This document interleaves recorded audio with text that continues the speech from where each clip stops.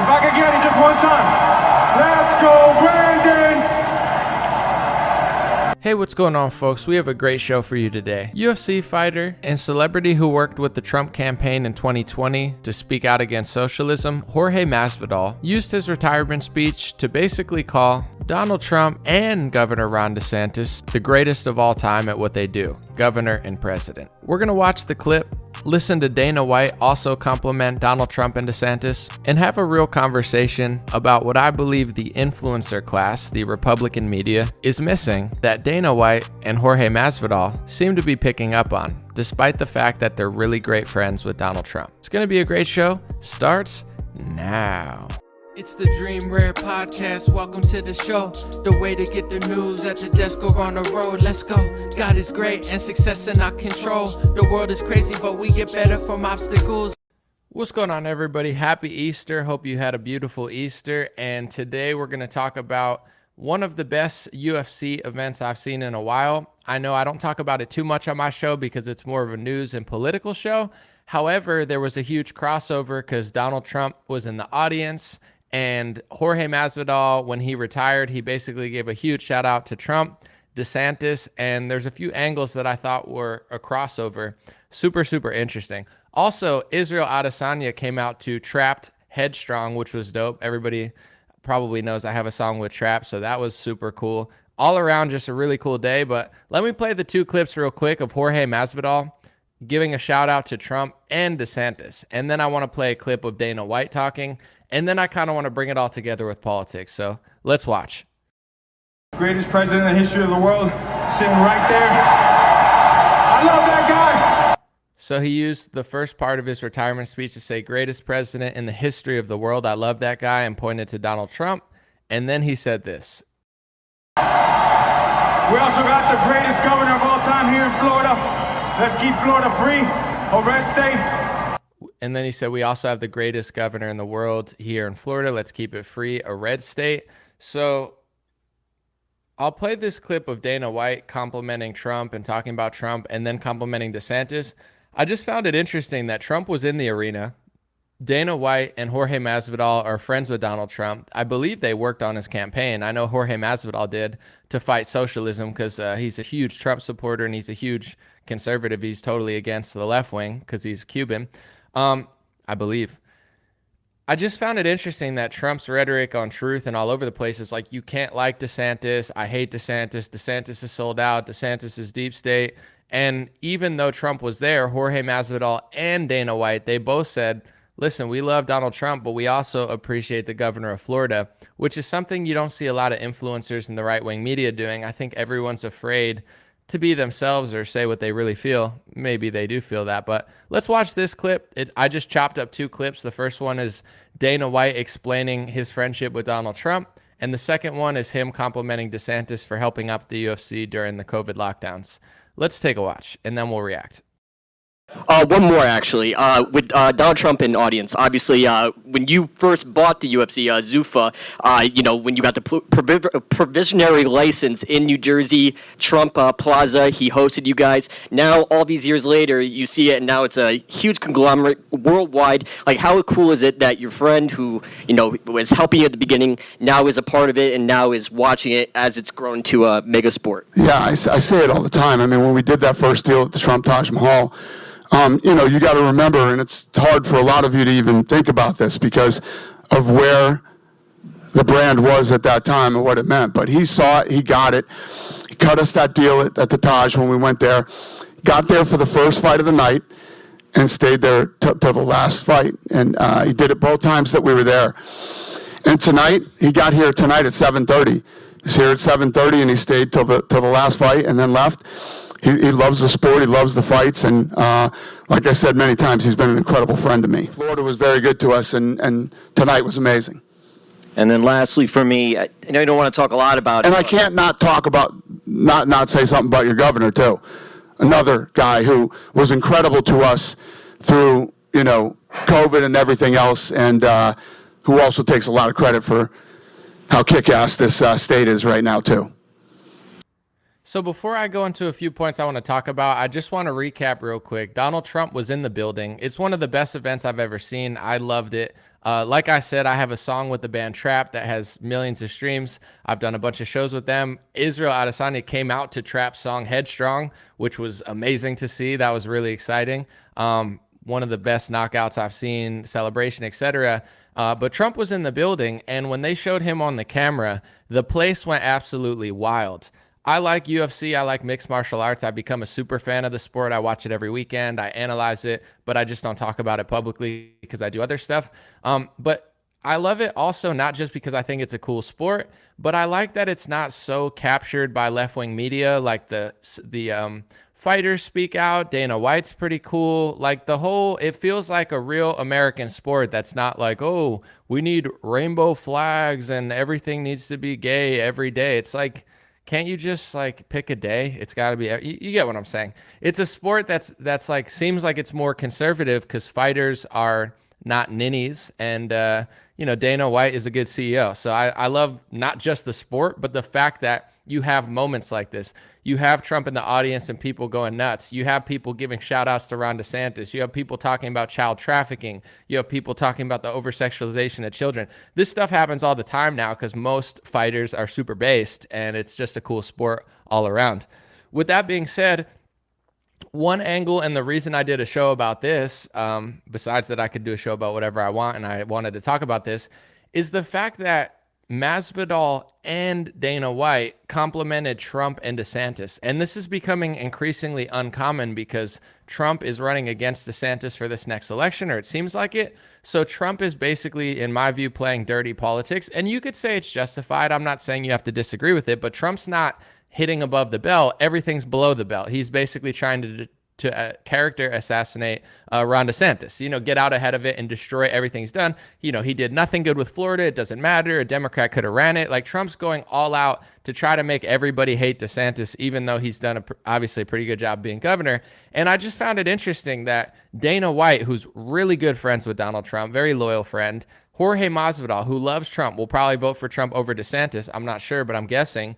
They both went out of their way not just to compliment and show love to Trump, but in front of Trump, they went out of their way to compliment Ron DeSantis, which is something that no one's doing anymore. They're all like afraid. They're like, oh, I can't do that. And I just thought that was cool. And I was making a joke on Twitter. I was like, is Jorge Masvidal going to be the one who unites the party? Because, I'm not saying we have to get along because there are losers. There are deep state. There is, I'm not asking everyone to just do kumbaya.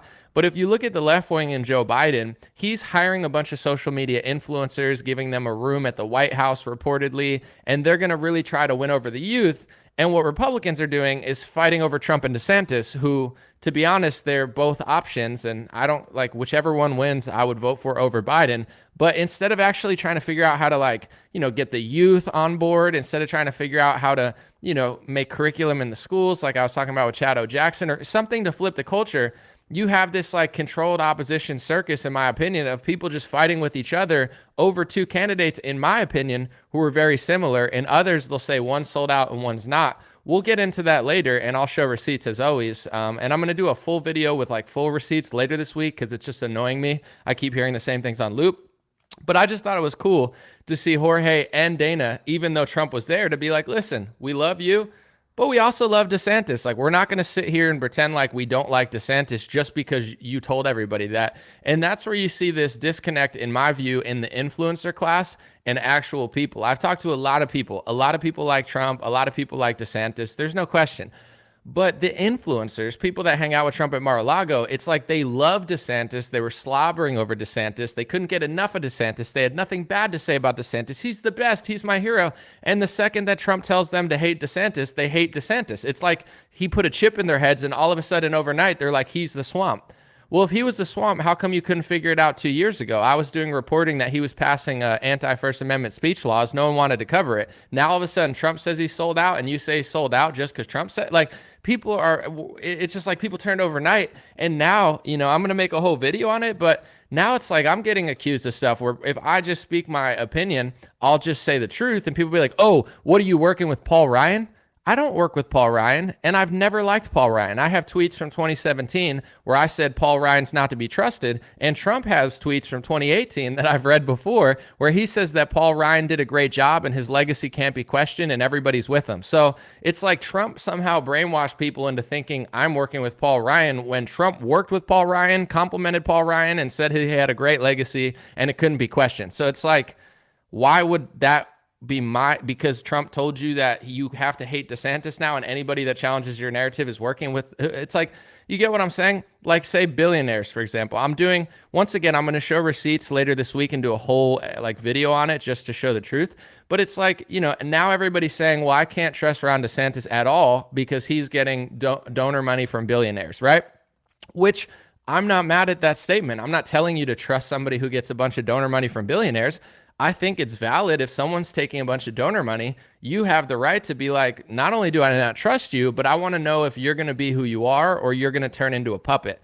But the thing is, people don't even realize Donald Trump has taken, I think, maybe like 30, 40. I have a whole list of billionaires that he's taken money from, including Sheldon Adelson and Miriam Adelson, who are like the George Soros-esque of the right, giving hundreds of millions of dollars to Donald Trump. So if you think someone can't be trusted because they took billionaire money like DeSantis, then why do you trust Donald Trump, who's taken all that money too? He just pretends like he doesn't. So this is my problem, and this is why I'm using this as a time to say it, because I like the fact that Dana White said, hey, I appreciate what Trump does, but I'm not going to sit here and pretend like I don't appreciate DeSantis, because I think he's also done a good job in Florida, and we appreciate it.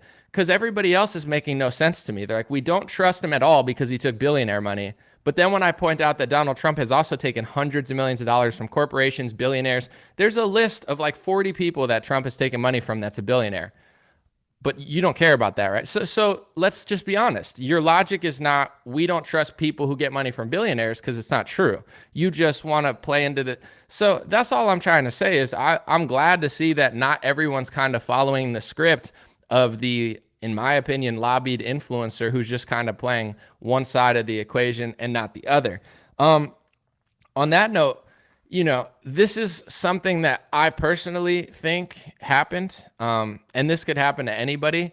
Obviously, politics is a dirty game, whether it's left-wing, right-wing. There's a lot of lying that goes into it. It shouldn't be, but there is. There's a lot of, like, I guess I already said lobbying 100 times, so I'm trying to figure out a new word, but bribing that goes on where corporations, billionaires, even in some cases foreign countries, are co-opting certain of our politicians. So everybody knows that goes on. But in my opinion, and this is just my opinion, my perspective, I can't prove this because it's more of a spiritual God thing that is hard to prove.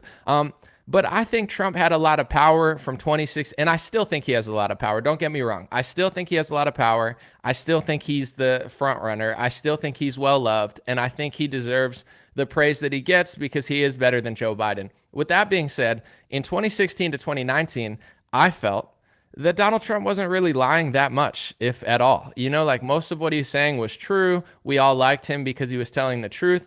Now, Trump is kind of flipped from one of these people that's like, I'm going to call it raw. He still does that a lot. But say with DeSantis, for example, Dana White said, we appreciate what you do in Florida. Jorge Masvidal said, we appreciate what you do in Florida. Donald Trump said, oh, it doesn't even matter that he won. He didn't do anything. Like, it wouldn't even matter if a Democrat won. Like, that's not honest. It would be honest to say, I'm better than DeSantis. He's unloyal to me or whatever. But he's done a few good things in Florida.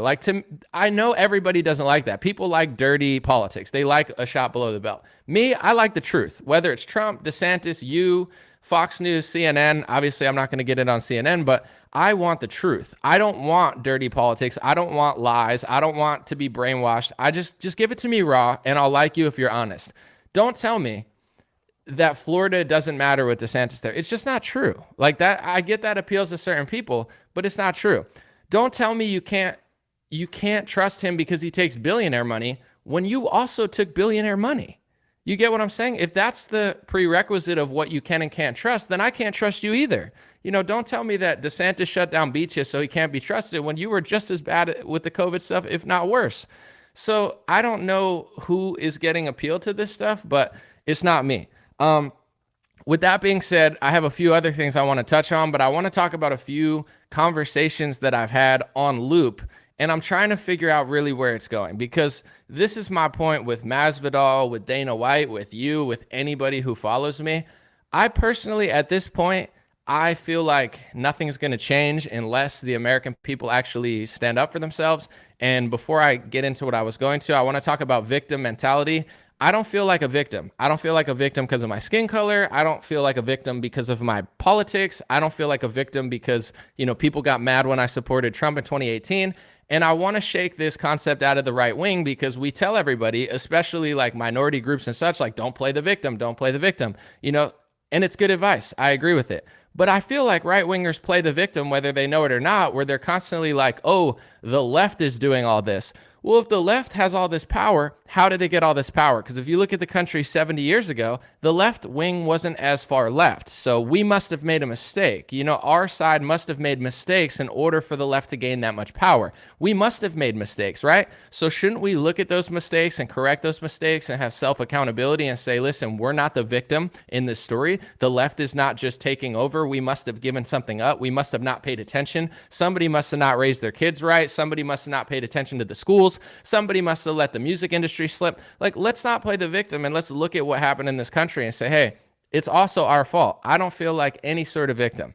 With that being said, I feel like that's kind of how the party's gone. It's like everything is victim mentality. They don't want to take accountability. They just want to kind of brush over it and play this left wing versus right wing game.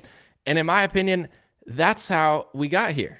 I think we got here because everybody just doesn't want to think about that stuff. They don't want to think about the culture. They don't want to think about the schools. They just sent their kids off, and now their kids are totally brainwashed and they're flipping genders. So let's just be honest. Let's look at the situation and say, hey, somewhere along the line we messed up and we got to correct what we did.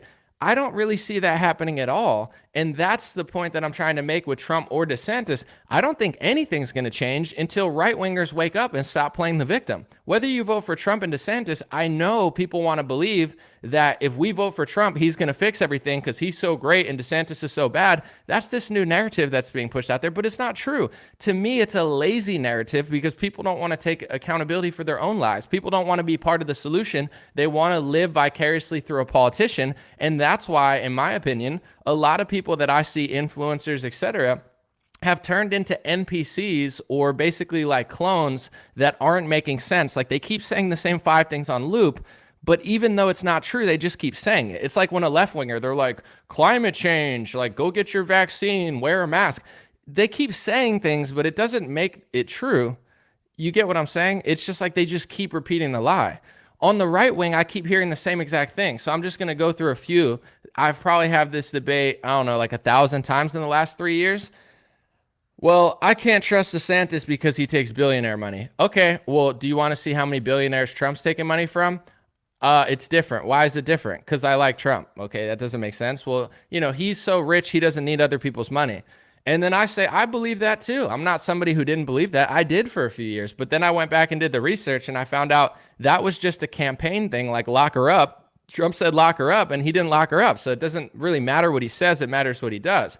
So when Trump said he wouldn't take campaign money, that was a lie. He took over $100 million from corporations, even more than Barack Obama. He took $1 million from Pfizer's. He laced his cabinet with swampers. He probably sold his cabinet out to the lobbyists. And then he took about $100 million from Sheldon Adelson and his family.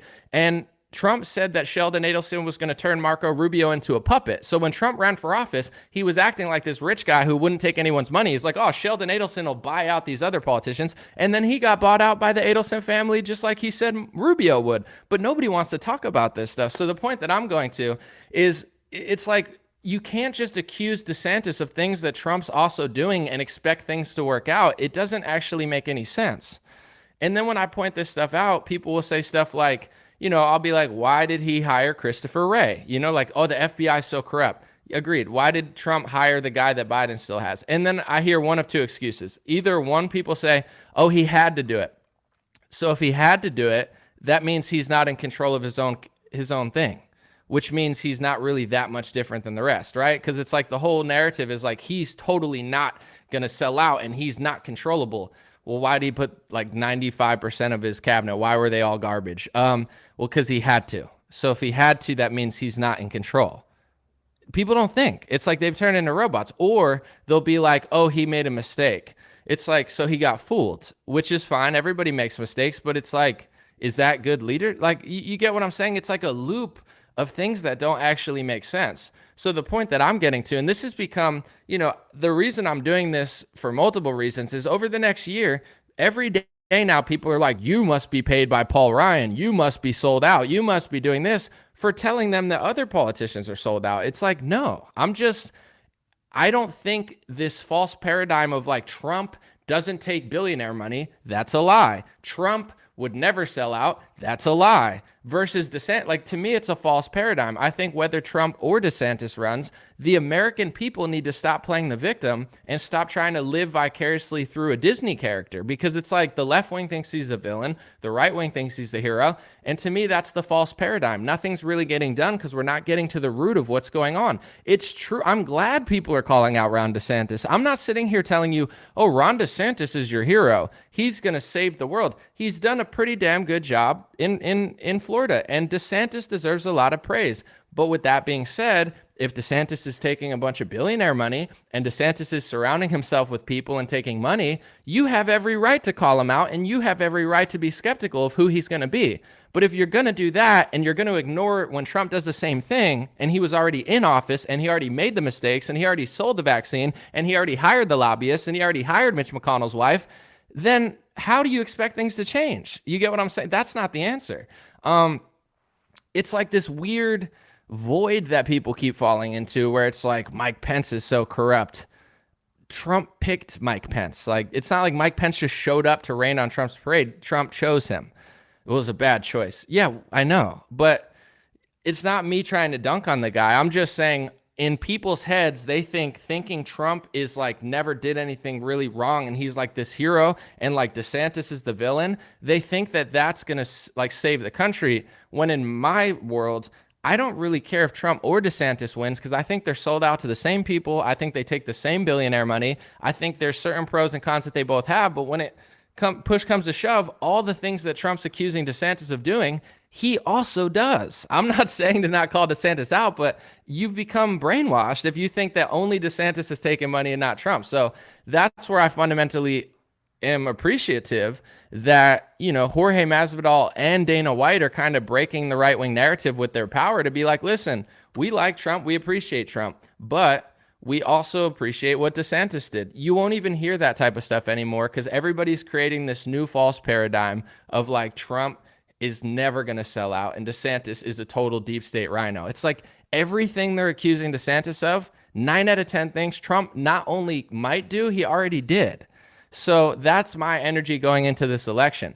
I have a preference as of now. That could change. Neither one of them have like earned my vote completely. There's things that I see about both of them, but our duty as an American is not to just sit there and role play and live vicariously through a president. To me, that's why the country is screwed up. And I had this revelation today because I wasn't really around when Ronald Reagan was in office. Maybe some older people could let me know. But I'm asking the question to myself because I know that Ronald Reagan, I'm sure he did a lot of great things, and he's a nice guy because he's an actor. Like Ronald Reagan, like everyone makes fun of Zelensky for being an actor. So was Ronald Reagan. He was very likable because he's an actor, and he's, handsome guy for the time. Like everybody likes actors. But anyway, I know he did a lot of cool stuff, but he also did amnesty, which screwed up Republicans for the next 40 years. Reagan also did the National Childhood Vaccine Injury Act, which led to a lot of the tyranny we're facing today. So I'm not saying he was bad because I wasn't around when Reagan was there. But my question is, was Reagan even a good president, or was he just an actor that sounded good? Like, did he just talk good and like Republicans fell for it? Similar to how they're doing it today. It's like, well, I like what he says. It's like, yeah, that's what I get it. But as an American, as a voter, I think it's wise to not just like someone because they talk good, because I'm pretty sure that's like the trick, is they give you someone that's like really cool and then you like them and then you don't pay attention to this stuff. And to me, I'm not saying Trump or DeSantis. Pick your choice, make it wisely, be honest and be accurate. And that's all you could do. But this idea, like people are literally spazzing out at me on a daily basis now. This has happened like 50 times. If I say something that's true, they freak out at me. Like if I point out, this is the truth, Trump took over $100 million from corporations, $1 million from Pfizer, and then he hired a pharmacy lobbyist to run our whole government. People will say to me, oh, you're paid off. I'm paid off for pointing out that someone else took money? No, your hero's paid off, and you just don't want to admit it. Oh, you're working for Paul Ryan. Donald Trump doesn't even hate Paul Ryan. He does now, but when Paul Ryan was in office, I read the tweet the other day. Trump was like, he's so great. His legacy can't be questioned. This wasn't before. This was after. After 2 years of Paul Ryan allegedly railroading Trump's administration, Trump is out there complimenting him, say his legacy's unquestioned. So how is it my fault? And I never complimented Paul Ryan. I always knew he was a phony. But like, it doesn't make any sense. And the reason it doesn't make any sense is because Trump is so likable. He's so likable that people don't even acknowledge any of this stuff. And I guarantee you, the same people that are just bashing DeSantis over all this stuff, they only do it because Trump did it. Find me one person that's bashing DeSantis today like Trump is, that was bashing him 4 months ago before Trump told him to. I did reporting against DeSantis in 2019, and I'm not saying it's a competition, but I've always thought he was doing better. But when DeSantis did funky stuff a couple years ago, I was reporting on it because I'm not just like a fan of a politician. I'm trying to do analysis. Like, that's good, that's weird, that's sneaky, but like all these people, it's like DeSantis is amazing. Now I hate DeSantis, and they can't even fully explain themselves. And then when they go to explain themselves, nothing makes sense. They're like, well, he's working with Paul Ryan.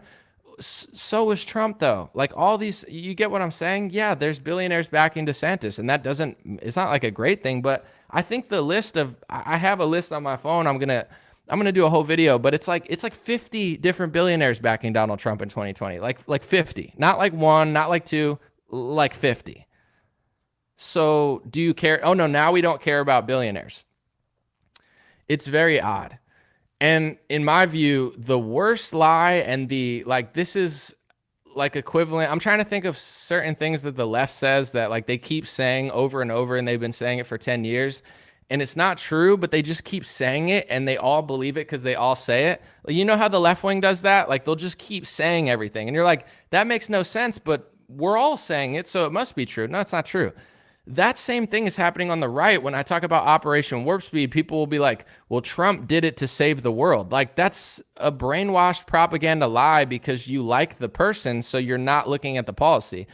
That policy is vaccine socialism. That policy is for big pharma. That policy was protected under the PrEP Act, so they had no liability. That made Pfizer tens of billions of dollars. That made Moderna and the government a cash cow. Trump is still proud of it of this day. He didn't do it to save the world. That's just what Trump supporters say because they're brainwashed by the idol worship celebrity of the guy and the false perception that they have. Like, they keep saying, I've heard it 1,000 times, and I'm like, that literally makes as little sense as like a Democrat trying to do, like, it's like you just keep saying that, but it doesn't actually make any sort of sense. Another one was today on Twitter. This lady was like getting mad at me or whatever. I don't really care, but she was like, her name had Pure Blood in it. And if you guys don't know, Pure Blood's like I didn't get the vaccine. That's like a little flex that people are calling themselves Pure Bloods. So it was in her thing, and I was kind of just having a conversation with her, and she goes, Fauci and the CDC did the vaccine, and I hate it. And it's like, have you not seen the dozens of interviews? And I'm not telling you have to hate the vaccine. Like, if you love the vaccine, that's on you. But Donald Trump wants credit for it. So it's like his biggest supporters who call themselves purebloods are like, oh, that's the Fauci CDC vaccine. And Trump's been on TV 10 times saying, no, I did it. I rushed the FDA. I want credit. It's not Fauci. I did it. I'm the father of the vaccine. I did it. I did it. So then I say he did it, and then they freak out and they're like, no, he didn't. It's like you've become like almost mentally ill, where it's like you don't even listen to your leader. He's like, I did the vaccine. And then I'm like, he wants credit for it. And they're like, no, he doesn't. No, he does. Like, it's become insane. It literally makes no sense. I'm not saying you have to hate it. I'm not saying you have to love it. I'm not conflating mandates with the vaccine, but people aren't making sense anymore because they're so emotionally obsessed with Trump. It's very bizarre. On that note, I'm going to get to some comments and read a few, but my overall take from the whole live stream is a few things. One, I thought UFC 287, for those who care, was one of the best events I've ever seen. Israel Adesanya had a crazy knockout. It was fun seeing Trump and Kid Rock and Dana White and Mike Tyson. It was just a good time. It was cool seeing Jorge Masvidal say stuff and, go against the left-wing narrative.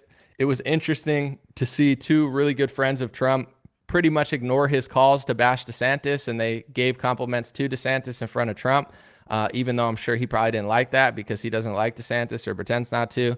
So I just thought it was overall a really cool event, but that's kind of my stance moving forward is obviously, I think Trump might win, and I'm fine with that, but I want people to pay attention because there's one thing that I'm not going to accept, and obviously everybody has the freedom to say what they want, but just tell the truth. I don't care if you disagree with me. I don't care if you vote for Trump. I don't care if you think DeSantis is terrible and Trump's so amazing. I really don't care. But the one thing I'm not going to allow on any level without telling the truth is people trying to smear my character over it. For example, trying to say I work for Paul Ryan. No, that's Donald Trump. Trying to say I get paid. No, that's Donald Trump and DeSantis. You know, it's like just because I see through a lot of the nonsense and I'm accurately able to point out the truth about Trump and DeSantis, all of a sudden people want to character smear me like it's my fault. Like it's my fault that I know that Trump and DeSantis take billionaire money. I just don't think DeSantis takes billionaire money. Like this is the level that people have stooped to now.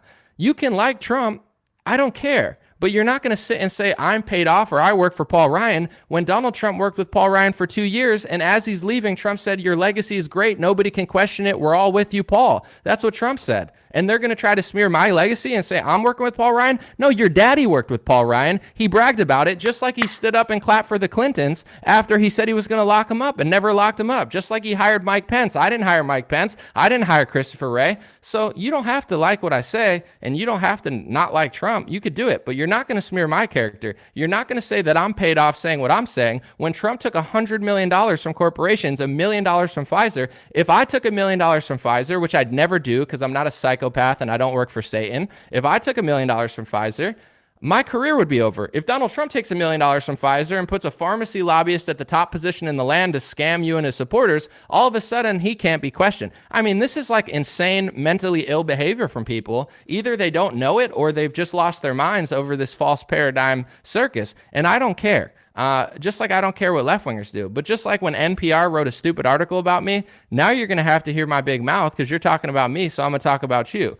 And that's what it is. I don't care who you vote for, but you're not going to sit and lie about me and make up fibs about me because you got brainwashed by the vaccine salesman. You're allowed to like Trump more than DeSantis, but it's not my fault that I know that they're both taking money. It's literally psychotic and childish. Like if I sit here and be like, DeSantis takes billionaire money and Trump takes billionaire money, people are like, no, only DeSantis. You only think that because Trump said that 3 months ago. You guys don't even have a brain of your own. You don't even think for yourselves. You were on DeSantis's nuts for the last 3 years until Trump flipped you like a switch. You're like, now I hate him. Did you ever hate him a day before Trump? No, you didn't, because you don't have a mind of your own. Oh, he doesn't take billionaire money. Who told you that? The guy who takes the money? Like people are literally being mind controlled from like True Social tweets. They don't even have a brain of their own. It's like opensecrets.org is open to the public. You could see lobbying and donations. It's like you have to do it in order to run for office. So it's not like this stuff is secret or you have to do a Project Veritas to get it. It's all public stuff, the donor money that Trump and DeSantis takes. So it's all good, but like, don't come at me like it's my fault for noticing this stuff. No, only Trump. Trump never did that. It's like, it's getting weird. And I saw someone say this on Twitter. It's like a lot of people don't care which one wins. They'd probably vote for Trump. And there's still going to be people that are going to vote for Trump. He's the favorite. But it's like some people are preferring DeSantis now that I've seen, not for any other reason besides the fact that they know people don't like DeSantis that much, so they'll question DeSantis. It's like if DeSantis starts selling vaccines, everyone's going to bash him. But if Trump does it, they have to make an excuse for it. If DeSantis hires Mike Pence, everybody's going to be against it. But if Trump does it, it's a secret plan or he's too stupid to know the difference. If DeSantis hired Mitch McConnell's wife like Trump did, everybody would be all over DeSantis because people don't like him as much. And then people want to be like, well, look at Trump at the UFC. He's such a celebrity. DeSantis can't do that. It's true. Trump is cooler than DeSantis. Trump is more famous than DeSantis. Trump is funnier than DeSantis. He's more charismatic. He's more convincing. Trump is a way more interesting person than DeSantis. But that makes him a better politician because now nobody notices what he's doing. Sometimes it's not great to have somebody like Ronald Reagan or, well, they're so cool. It's like, well, now you're not paying attention to the policy. You're not even paying attention to what they're not doing because you don't want to believe it because you're so bought into the hype of who you think they are, even when all signs are pointing that they're not. So that's another angle too, where it's like between Trump and DeSantis, I think they both have interesting pros and they both have interesting cons. Personally, this is my view. I think DeSantis hires better people. I think Trump hires terribly and flails his hands and plays like a victim. And he convinces people that he needs to do that, but he just does it and everybody makes excuses. I think Trump's better on foreign policy. I think Trump is a stronger man, like literally physically, even though he's 80, he's just like a bigger presence. I think Trump could, finesse a deal. Like, I like Trump on a global scale. I like Trump in meetings with like Saudi Arabia. I like Trump in a meeting with like China. You know what I'm saying? So I'm not like, oh, DeSantis is so great, Trump's so terrible. I think they both have interesting pros and cons, but to me, the big red flag with Trump is the fact that nobody knows anything. It's like literally the amount of times I've heard that DeSantis takes money, so he's sold out. How long are you guys going to ignore the fact that Trump took money from basically the right-wing version of George Soros, Sheldon Adelson? He took like $100 million. And don't tell me that doesn't influence his decisions. He knows it does. That's why he said when Marco Rubio was going to take the money, that Marco would be his perfect little puppet. And then he turned into the perfect little puppet. People just didn't pay attention to it. So, that's the angle, the only angle really that is a red flag with Trump to me. Besides the fact that he keeps selling the vaccine harder than Bill Gates, I mean, that's like psychotic and satanic, but whatever, is the fact that people literally play stupid when it comes to him. That's not a good thing. Like, if everybody's just dumb, I'd rather have DeSantis in there and people be like, oh, he's hiring a swamper. Yeah, so now disagree with it. Like, instead, if Trump does it, oh, he must have a plan. Like, just imagine if DeSantis hired Jeb Bush. Everyone would be like, what the hell? DeSantis hired Jeb Bush. We need to get him out of there. And everybody would protest or whatever. If Trump does it, they'd be like, oh, Trump's keeping his enemies close. He's hiring Lindsey Graham as a secret plan. It's like, people have like almost had full-blown mental illness over this stuff. It's like, what?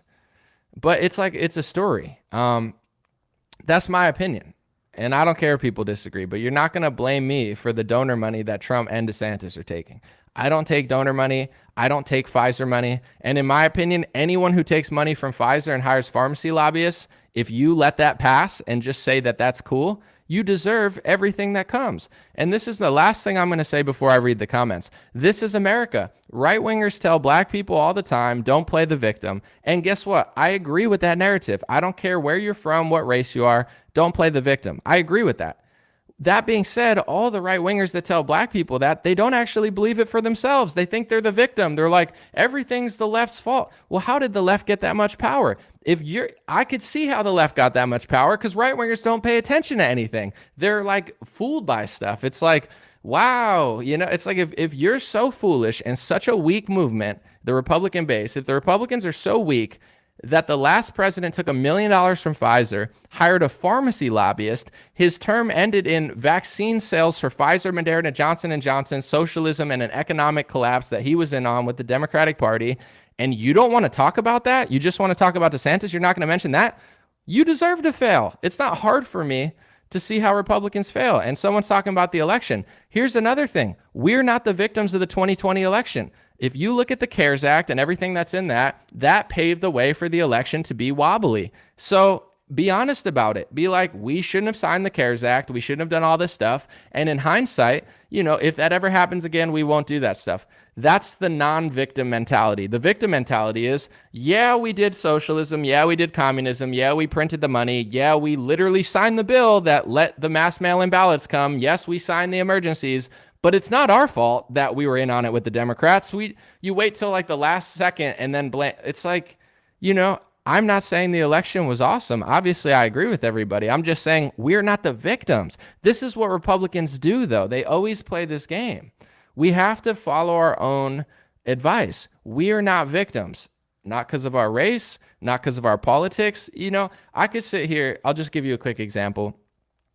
I could sit here and say I'm such a victim to censorship, right? I've had, honestly, if I could count all of the times that I've been demonetized and they've cut off my momentum, I've probably lost, due to that, on all social platforms, Six figures. I've probably lost over $100,000 because social media, when I had a lot of momentum, cut off my monetization and started shadow banning me in certain ways, right?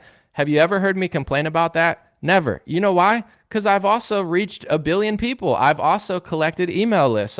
There's also alternatives like Rumble. It's my responsibility to know what world I live in. I'm not a victim to Facebook. I'm not a victim to YouTube. TikTok banned my whole thing. I'm not a victim. I never complain about that. I only document it and fight back when they take away my stuff. I've always gone hard when they take it away because I'm trying to get it back, but I never play the victim. There's other people that play the victim. So that I just want to follow our own advice where it's like, things aren't perfect. Things aren't fair. The world is a little crazy, but it's our job to really hammer down on what's true. And that's all I want. Call out DeSantis, call out the corruption, call out the lobbyists. But if this is our party to be like, he's doing all that, but with Trump, you put your hands in front of your eyes and you role play like Stevie Wonder, that doesn't make any sense. It's not going to work. And when things don't work out, don't blame the left.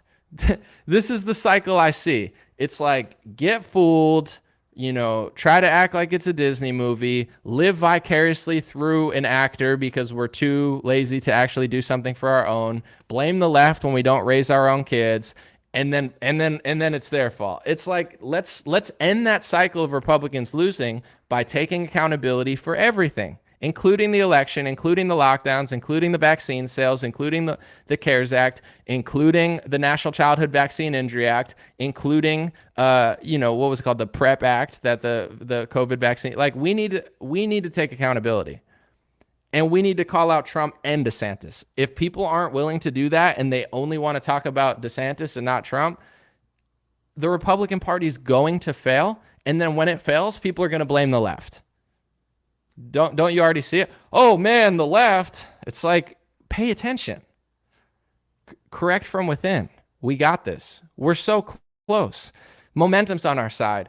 God is on our side. You know what I'm saying? Nature's on our side. Basic biology's on our side. Math is on our side. Economics are on our side. There's no reason we could lose. Oh, the left. The left's wrong. Yeah, they have a bunch of propaganda. They have a bunch of, institutions. Sure. But I don't feel like the left, they have so much and I'm so weak. I don't care how much you have. I don't care if you have every social media company. I don't care if you have the media. I don't care if you have the schools. I don't care if you have the music industry. What you don't have is God, nature, biology, science, math, basic economics, truth, logic, morality. And 10 times out of 10, if you ask me which side I'd want to be on, I want to be on the side with God, nature, biology, truth, morality, logic, reason, not the side with all the stuff lying all the time. That's what they do. That's not powerful. We have to stop looking at them like they're so powerful. They're not. That's weakness. That's pathetic. That's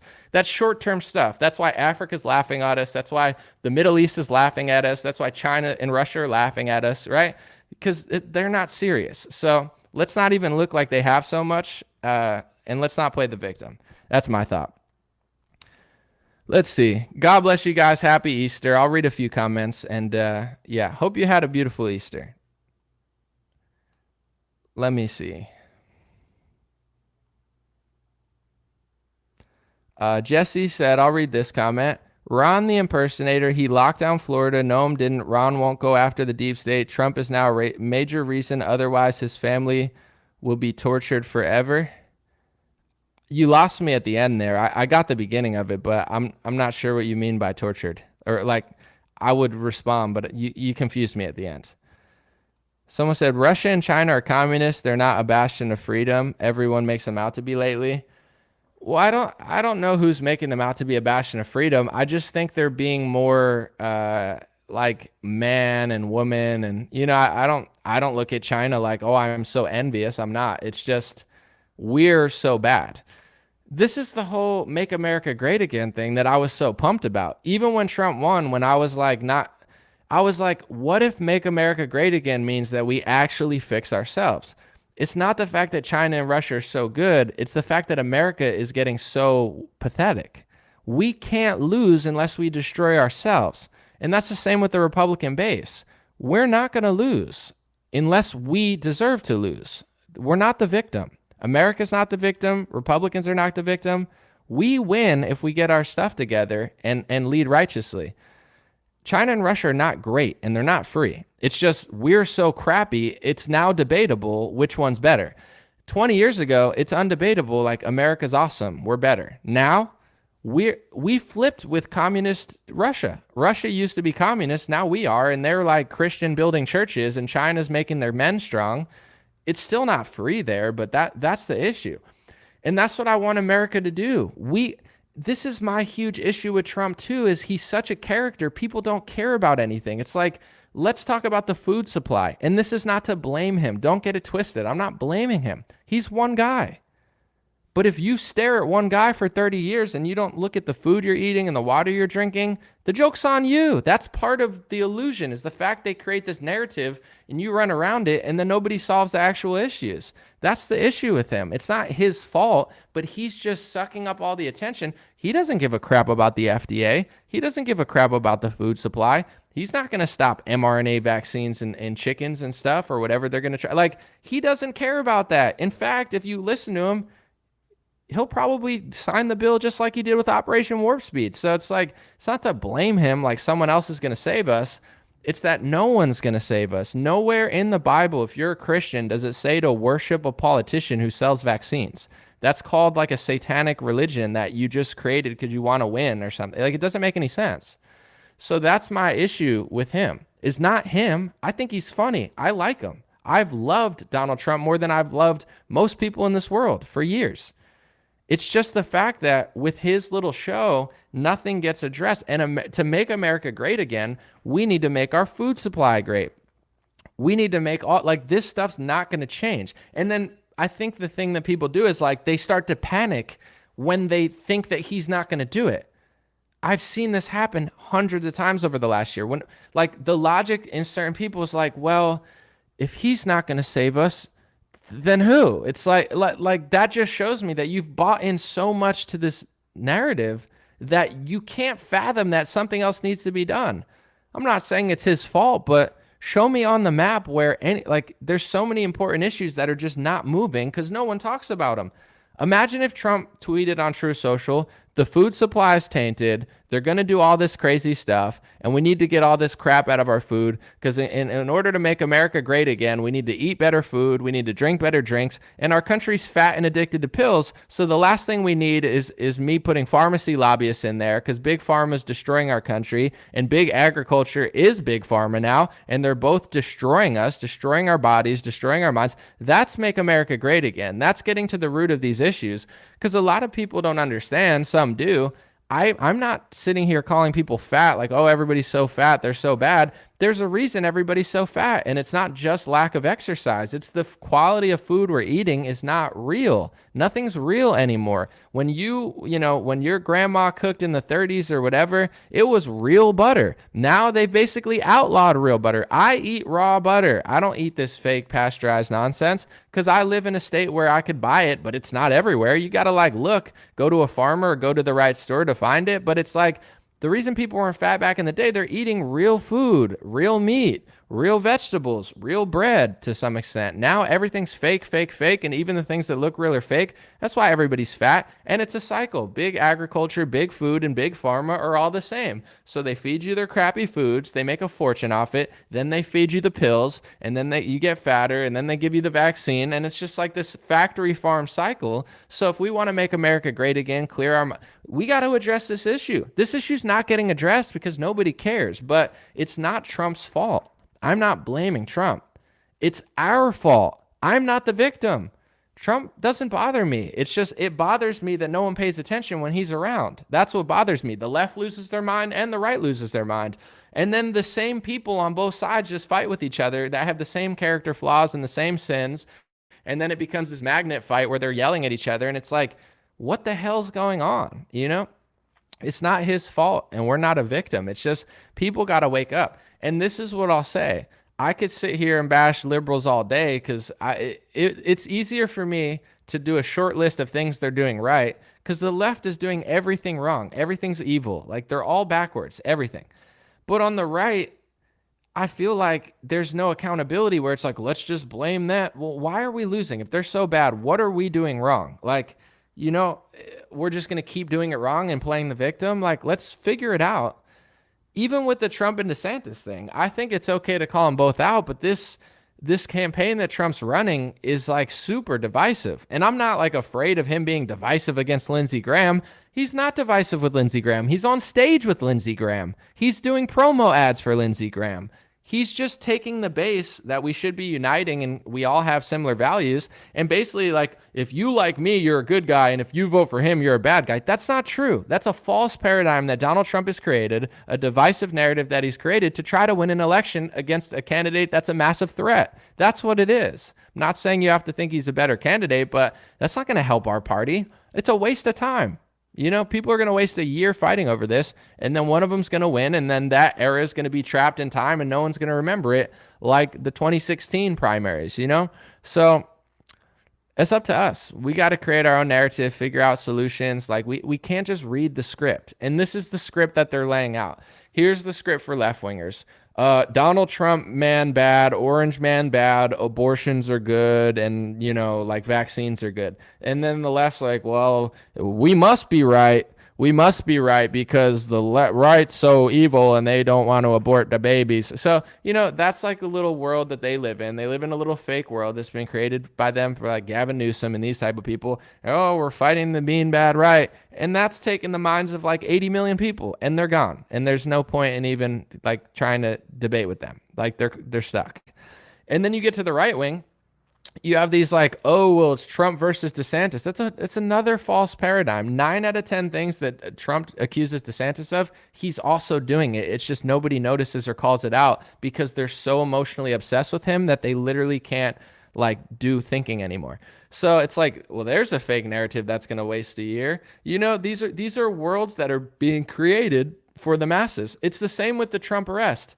Have a stance, you know, say that they're wrong, read the case and say the left is corrupt. Alvin Bragg sucks. But if you're going to spend a year fighting about something that's not even going to be there in 2 years, they control you. Even if you're defending Trump, that's the control system is like, now I don't even want to think of anything he ever did because I have to defend him. He's the victim against this narrative for a year. You get what I'm saying? These are fake worlds people are living in. It's time to start our own businesses. It's time, you know, I'm trying. There's a lot of things I could do. I'm going to do some stuff later, but it's like we need to become the American people that seek a country that actually does the right stuff, not just be professional fans of a fake game that's not even real anyway. Like, that's not the answer. No way. Someone said we lost to Biden and the Bolsheviks. We didn't lose, and it's not over. Here's another thing, too. I don't think elections are 100% fair, obviously, but Trump won in 2016. Republicans flipped in California in 2020.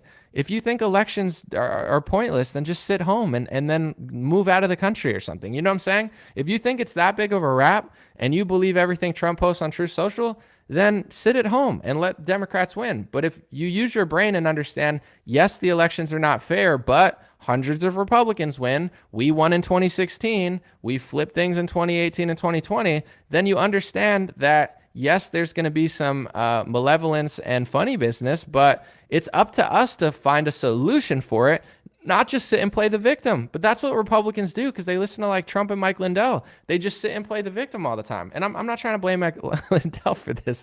It just sounded funny. But you get what I'm saying? It's like you have two options then. Figure out how to solve it. And if you don't think you could solve it, then just sit at home and give up. But I don't understand the people that are like half giving, like they're like, oh, it doesn't matter, but I really care. You know, the same people that are telling me elections don't matter are the same ones crying about my opinion of Trump and DeSantis. It's like, if you think elections don't matter, why the hell are you even talking about Trump and DeSantis? That's an election. Nobody makes sense anymore. The right wing has been caught in like this goofy loop where nothing makes sense. Just be honest. If you don't care about elections and you think they don't matter, then stop talking about Trump or DeSantis. The same people that are saying elections don't matter and it's going to be rigged anyway and it doesn't matter are the same ones who are fighting for a year over the false Trump DeSantis paradigm.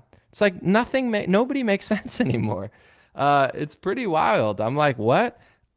We can fix elections. And in general, it's just like, it's going to be sloppy, but it's winnable. In my opinion, I don't give up. I don't think it's unwinnable. But here's the thing. As we're fighting over Trump and DeSantis, and as people are fighting over stuff, Democrats are moving. They're winning Supreme Court elections that nobody's paying attention to. They're moving their chess pieces, and we're just sitting here talking about it. So that's what I'm trying to do.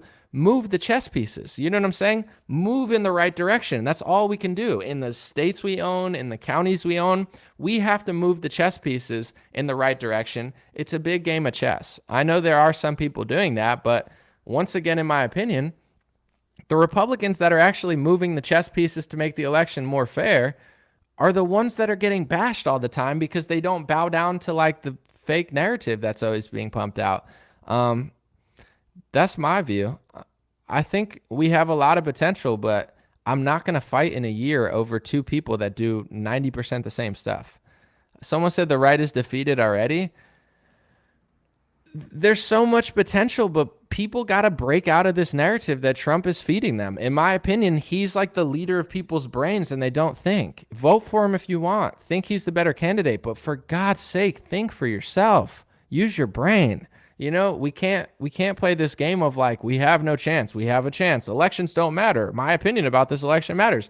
Your opinion about Trump and DeSantis means nothing if you don't think the election's like, you get what I'm saying? I'm not saying you have to think it's fair, but like, what's the play? I don't like, people are like, I'm going to sit home and we're not going to vote in Georgia. Okay. So you're going to let Democrats win? Cause like, I'm like lost at what people are even trying to do, but let's see. Someone said, I forgot about the illegal war and money in Ukraine.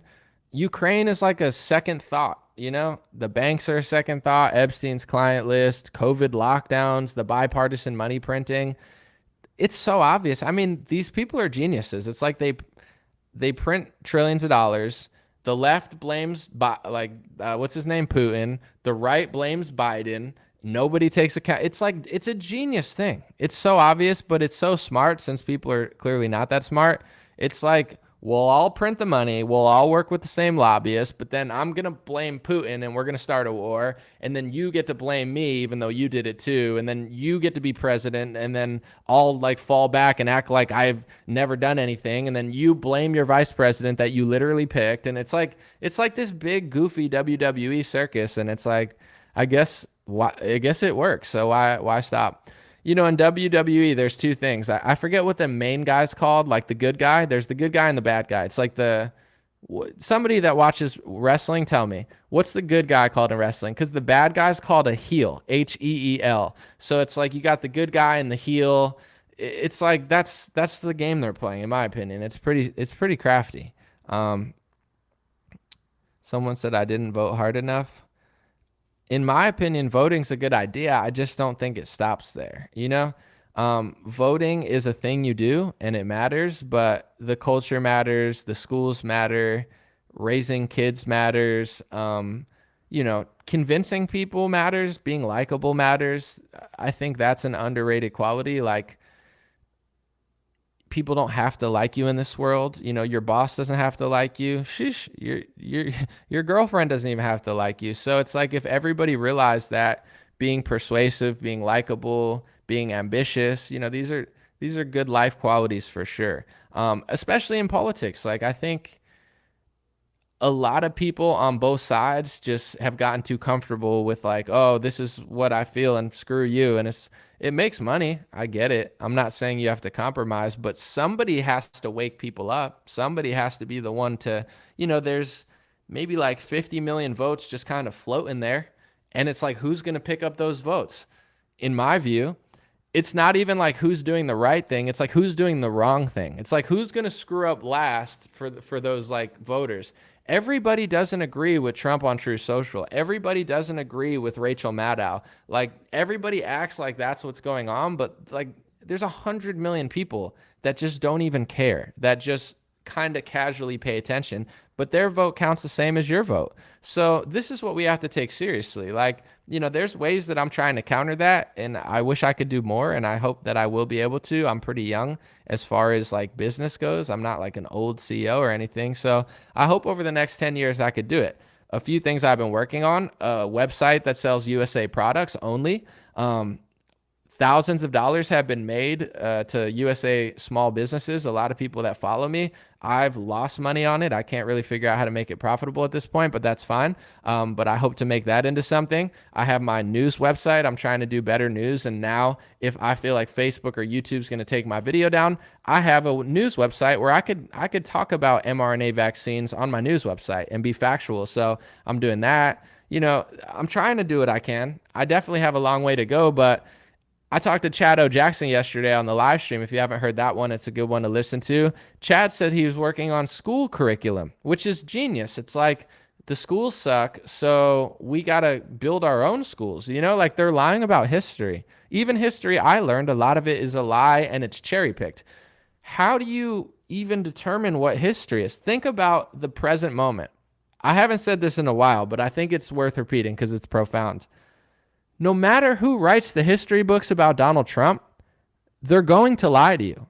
No matter who writes it, the kids are going to learn a lie about Donald Trump. If the left writes about Donald Trump and the left controls the history books, you're going to learn that Donald Trump and Putin and Hitler, like Trump is going to be a Hitler character in the history books. They're going to say he's killing people, he hates minorities.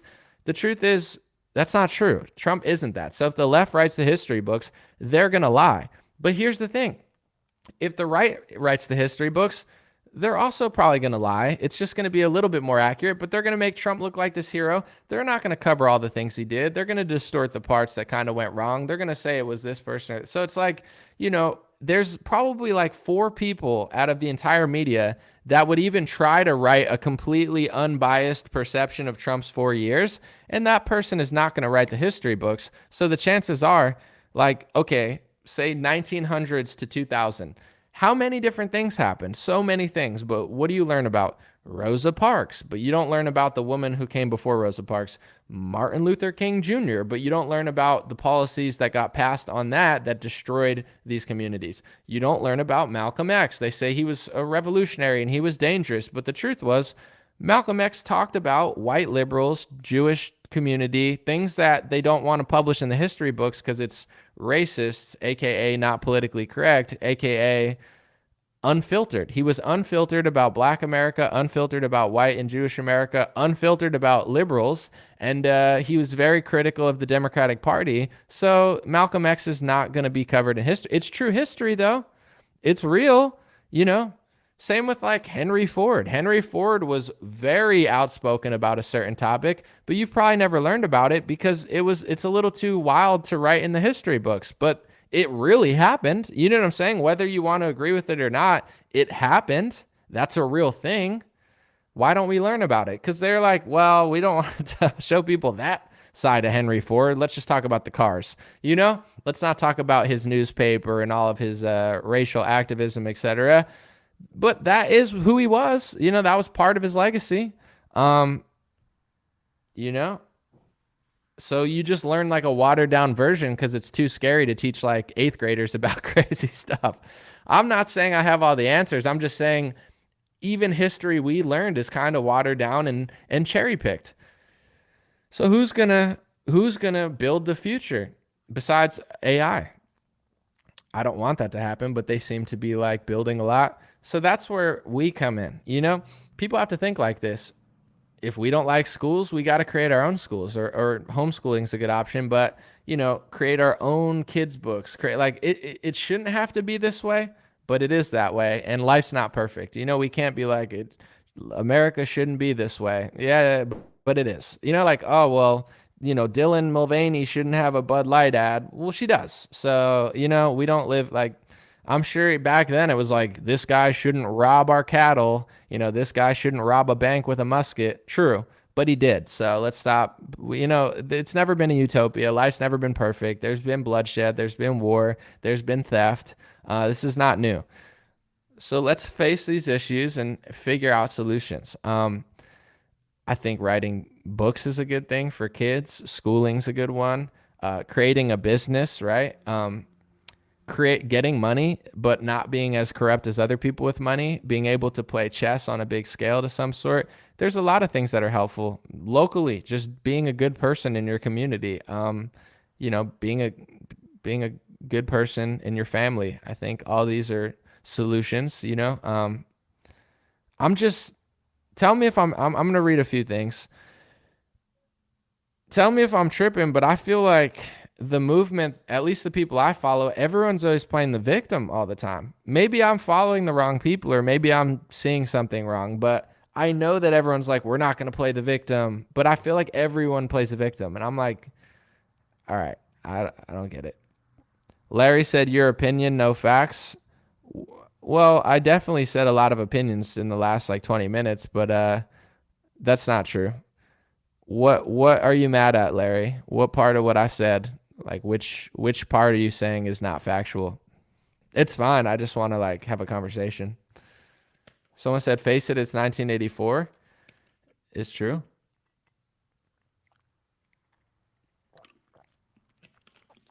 Let me see.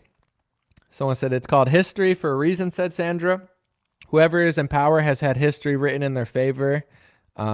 It's the golden rule. Those that have the golden rule think the 1% that own 90% of everything.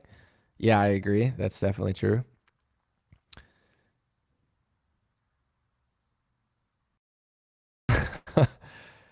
I can't tell if Julie's joking or not, but I'm going to read this because it's funny either way. I hope you're joking. If not, I feel bad. Julie said, Trump didn't lose the election. He let the deep state get installed to show everybody what's really going on with the left and the Republican rhinos. He's coming back. Don't worry, but it's up to us when he gets in. It's still up to us.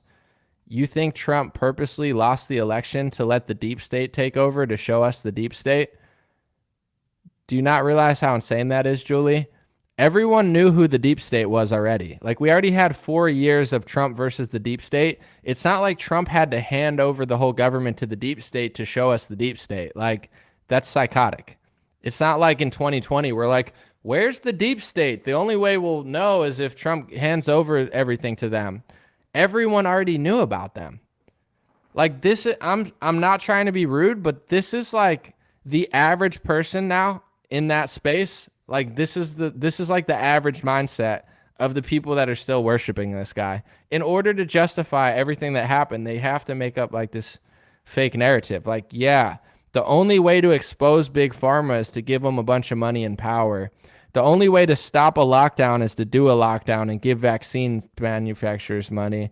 The only way to beat the deep state is to give the deep state everything so we could see them. Like, this is not uncommon. This is like 50+% of the people that are still in that world. Like, they tell themselves these things. It's like a mental illness at this point. I'm not trying to be mean, but it's like talking to a liberal and they're like, all I see is rainbows everywhere. And I'm like, there's no rainbows. She's like, I've watched so much propaganda. I can't see. It's like, it's really sad.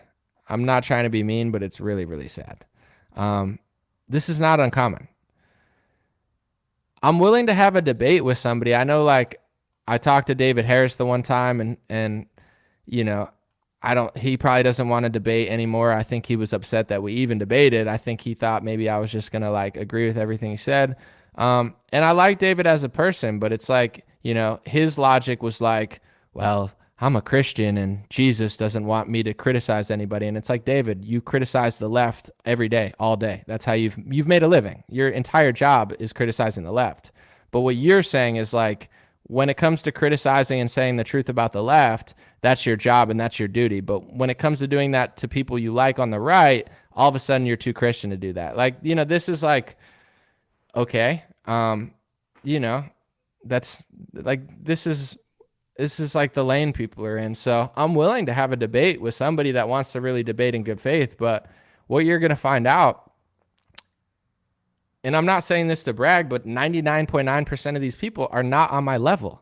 They don't know what I know. They haven't done the research I've done. And when presented with that research, their brain's going to flip back into like the same 4 things they've said on loop and heard at dinners they've been at, because they don't want to face the facts, you know? So I would love to have a convo with somebody, but I could just have the debate with myself right now, because every person, I'm not going to say everybody, but like 99 out of 100 of these people, they're going to say the same things. I'll bring up, you know, they're like, well, DeSantis is sold out to billionaires. And it's like, here's the list of the 50 billionaires backing Trump. Well, it's different with him. Why is it different? Because he doesn't need their money, but he took their money. Well, but no, he doesn't need it though. Yeah, but he's still he's not running on his money. He's raising money just like everyone else. He's not spending his own money. Well, you think $1 million is enough to he took $1 million from Pfizer? It's like, would you take $1 million from Pfizer? Well, no. Well, why not? Because I don't like. Well, yeah, you wouldn't take $1 million from Pfizer because you didn't sell out to Pfizer. But if you did take $1 million from Pfizer, there's a transaction there. It doesn't matter how rich you are. $1 million is $1 million. There's some sort of transaction, or else they're not going to give you their money. And the transaction's obvious. You could just look at the cabinet and look at who he became. But so it's like every debate I'll have will end the same way. It's going to like go in a circle, and then it's going to come back to the dumbest theory I've ever heard in my life that millions of people have said, and I've heard it on every podcast, which is Trump had to rush the vaccine or else we would have been locked down for 10 years. The only way to stop a lockdown is to do a lockdown and do socialism and communism and give big pharma money. That's the only way. That's the stupidest thing I've ever heard that everyone keeps repeating. But even if that were true, which it's obviously not to anybody with a brain, why in 2023 is he still lying about it? Does he have to lie? He has to lie, or what? What happens if he tells the truth now? Like, I don't know, everybody else in the Republican Party? He just has to keep doubling down on the lie. People can justify it with themselves, but it's becoming a wicked movement because people are basically just fantasizing and ignoring like just straight up lies because they like the character. It's getting weird. Can you please not say like every 2 words? Like, like, please, like Giota, like, I'm so sorry. I'll try better. Thank you, Giota. Appreciate you. Like, you're such a cool girl. Just kidding. I'll try, yeah, for sure. I understand it's a bad habit I have. I'm sorry. My bad habits are aired out to the public. I don't get to hide them like everyone else. Please talk about important issues like trans and female sports. Well, if it's a sport being subsidized by men anyway, I'm fine with it because it's like, a lot of these... Here's an uncomfortable conversation. I forget what it was called, like prop something, or I don't know. At a certain point, men's sports were getting more scholarship money because that's how it should be, because people watch them and they get more money and there's a bigger business for it.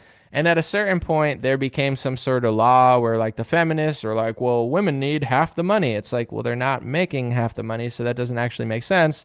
And when that happened, the truth is, I don't even care if transgenders play sports now because, the feminists already took over women's sports and they're already taking men's money anyway. So might as well let the men play with them and ruin the leagues because, I don't know if that's a popular opinion, but I don't think a transgender MMA fighter should be punching someone in the face. But here's the thing. In order for that transgender fighter to punch a girl in the face, like, she needs to say yes to the fight. That's messed up if she didn't know that she was trans. That's definitely messed up. But if they agreed to the fight, that's one thing. But yeah, I don't know. I mean, trans sports are not my thing, but I feel like in the WNBA, I'm for trans sports because like they cry. They're like, I want transgenders to take over the whole women's soccer team. Like they're like, oh, I'm Megan Rapinoe. I'm a feminist. I believe in equality. Cool. Let the trannies in. Like, I've been tired of Megan Rapinoe for 4 years. I'm not trying to fight for her rights to, put her face on like Gatorade bottles or whatever and have like purple hair. Cool. We've never seen that, a purple haired liberal before. That's a new one. Thanks, Megan Rapinoe. Next, let the trannies in, ruin the whole league. I don't care. Let me read a few more comments. But yeah, for like high schools and colleges, it's crazy, but that title thing is, I don't know. I don't think it should be 50-50. Like if men are making 80 to 90% of the money, then why are women getting 50%?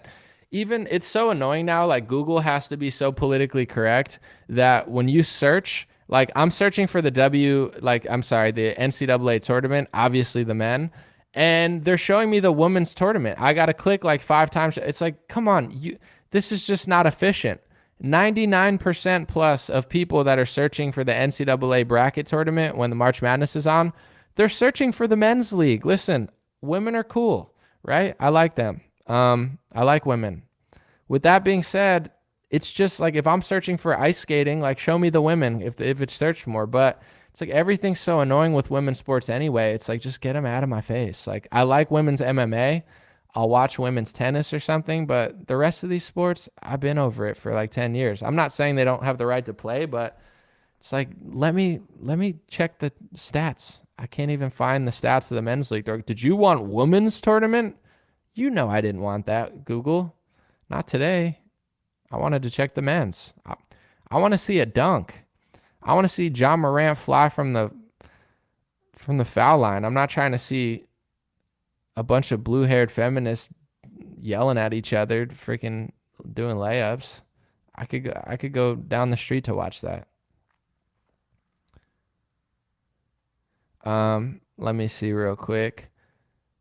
Someone said, woman involved in any system renders it inefficient. Sorry, dolls. Well, I wouldn't say any system. Women have a role in society, but I just don't think they're as good at basketball. But that's another conversation with like police and like, I'm a CEO. It's like, sure, that's fine. Someone said it's so sad Democrats seeing, I get it. There should be a trans Special Olympics. Or a trans Olympics, you said? They should create a trans Olympics? I mean, no. I don't think they should. I think it's like too much. I think there's some things in life you should just not do. You know, everybody doesn't have to do everything. Like I want to do it. You can be who you want to be, but like if you're going to transition, like maybe stay off the basketball court, Jessica, you know? There's just some things you shouldn't do. To me, I always used to say like if I joined the military, it'd be like I want long hair. It's like no, if I want to join the military, I got to cut my hair. If I don't want to cut my hair, then I don't join the military. I could work at ShopRite. I could be an entrepreneur. I could be a rapper. You know what I'm saying? I could fight MMA and tie my hair in a bun, but I can't be a military member. Everyone doesn't have to be anything. Everything, you know? Reach for the stars, but if you're Leah Thomas, you know, maybe you shouldn't reach for a leotard and beat the crap out of women. And like can you not do that? Can't you start a blog or something? Or, you know what I'm saying? Go on The View. Like you got to do that. Everyone doesn't have to do everything. I think that's another issue. Like I'm all for entrepreneurship, but if you had even an ounce of humility and self-awareness as somebody transitioning, you would be like, yeah, I understand I'm already going against the grain. Maybe I shouldn't beat the crap out of women in swimming. You're like, no, that's what I want to do. It's like, at that point, it seems like that's what you wanted, you know, like everybody knows. It's like you look at ESPN was doing this thing and they were like, Leah Thomas was like ranked 100 something in men's swimming. And then she became a woman and now she's the number one. And they're saying this as if it's like this great accomplishment, like as if I'm too stupid to realize what's going on. Like, wait, Leah Thomas spent 3 years getting beaten by the men and then turned into a woman and beat all the women. And ESPN's like trying to convince me this is like some amazing feat. It's like, it seems like that's what Leah Thomas wanted to do. You know what I'm saying? Because if you transition, like, what do you want? What do you want in this world? Oh, you want to be the best swimmer in the women's? Come on, guys. It's just like, you know, I'm over it. It's like, we all get it. Everyone gets it. Not everyone, clearly half the country doesn't get it, but I'll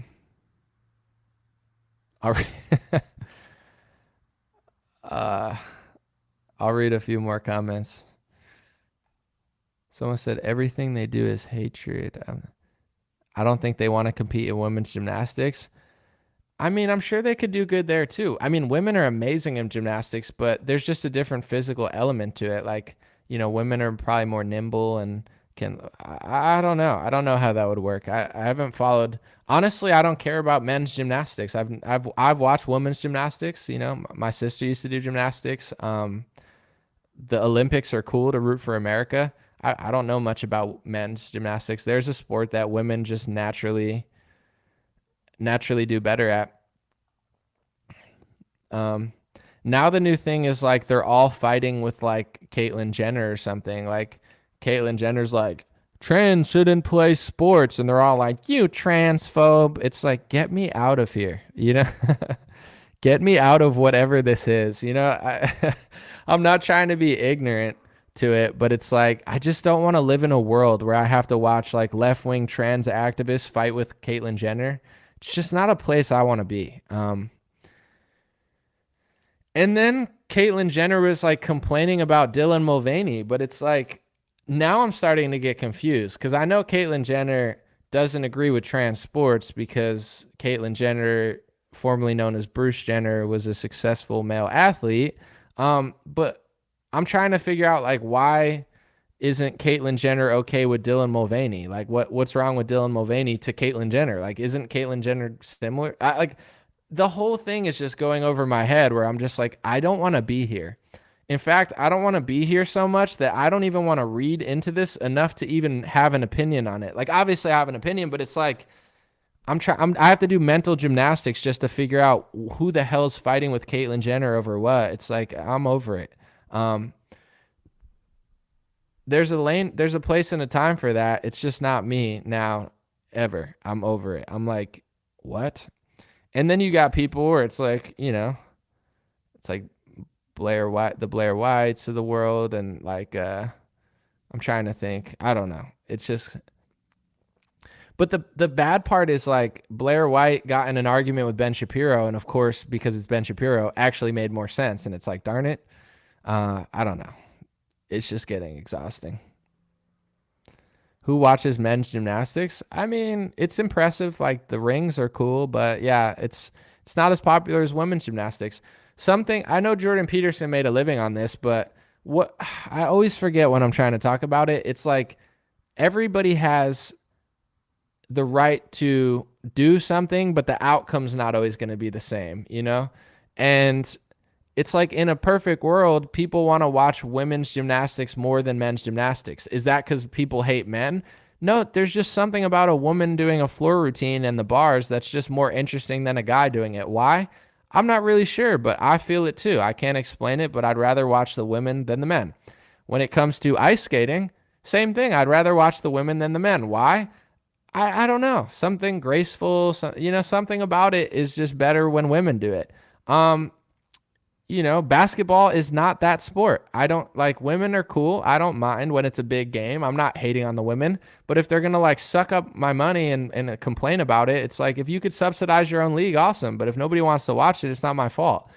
With that being said, that's true equality. Like everybody knows this, but the left, they want everything to be the way they want it to be. Some things that just aren't that way. Men's gymnastics, not as popular. Women's soccer, not as popular. I get why, to some extent, with the basketball. MMA is doing a good job. It's all about storyline. Yes, I think, physical skill matters, but there are some women's matches that are more interesting than the men's. It just depends. Someone said Anomaly's ignoring Battle Elf. Calm down, DJ. You don't have to scream in all caps. There's 542 people here, so half the time I'm not even looking at the comments. So you don't have to like cry like I'm ignoring one user. I've probably read that person's comments more than I've read anyone else's comments, and you're going to sit here and act like I'm ignoring them.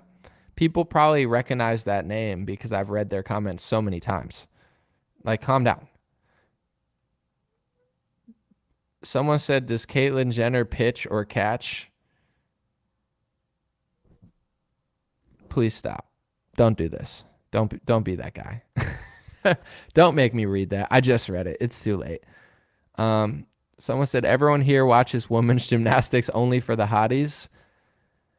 I mean, I would say it's also just like an American thing. When it's the Olympics, you just want America to win. You got some like Asian chick, you got some American chick, and you want America to get that gold medal. I think it's also that. But yeah, there's some hotties there too. I used to like the Olympics, but they're like sponsored by Pfizer. You need a vaccine. It's like I stopped watching the Olympics when it just turned it into like rainbow Pfizer world.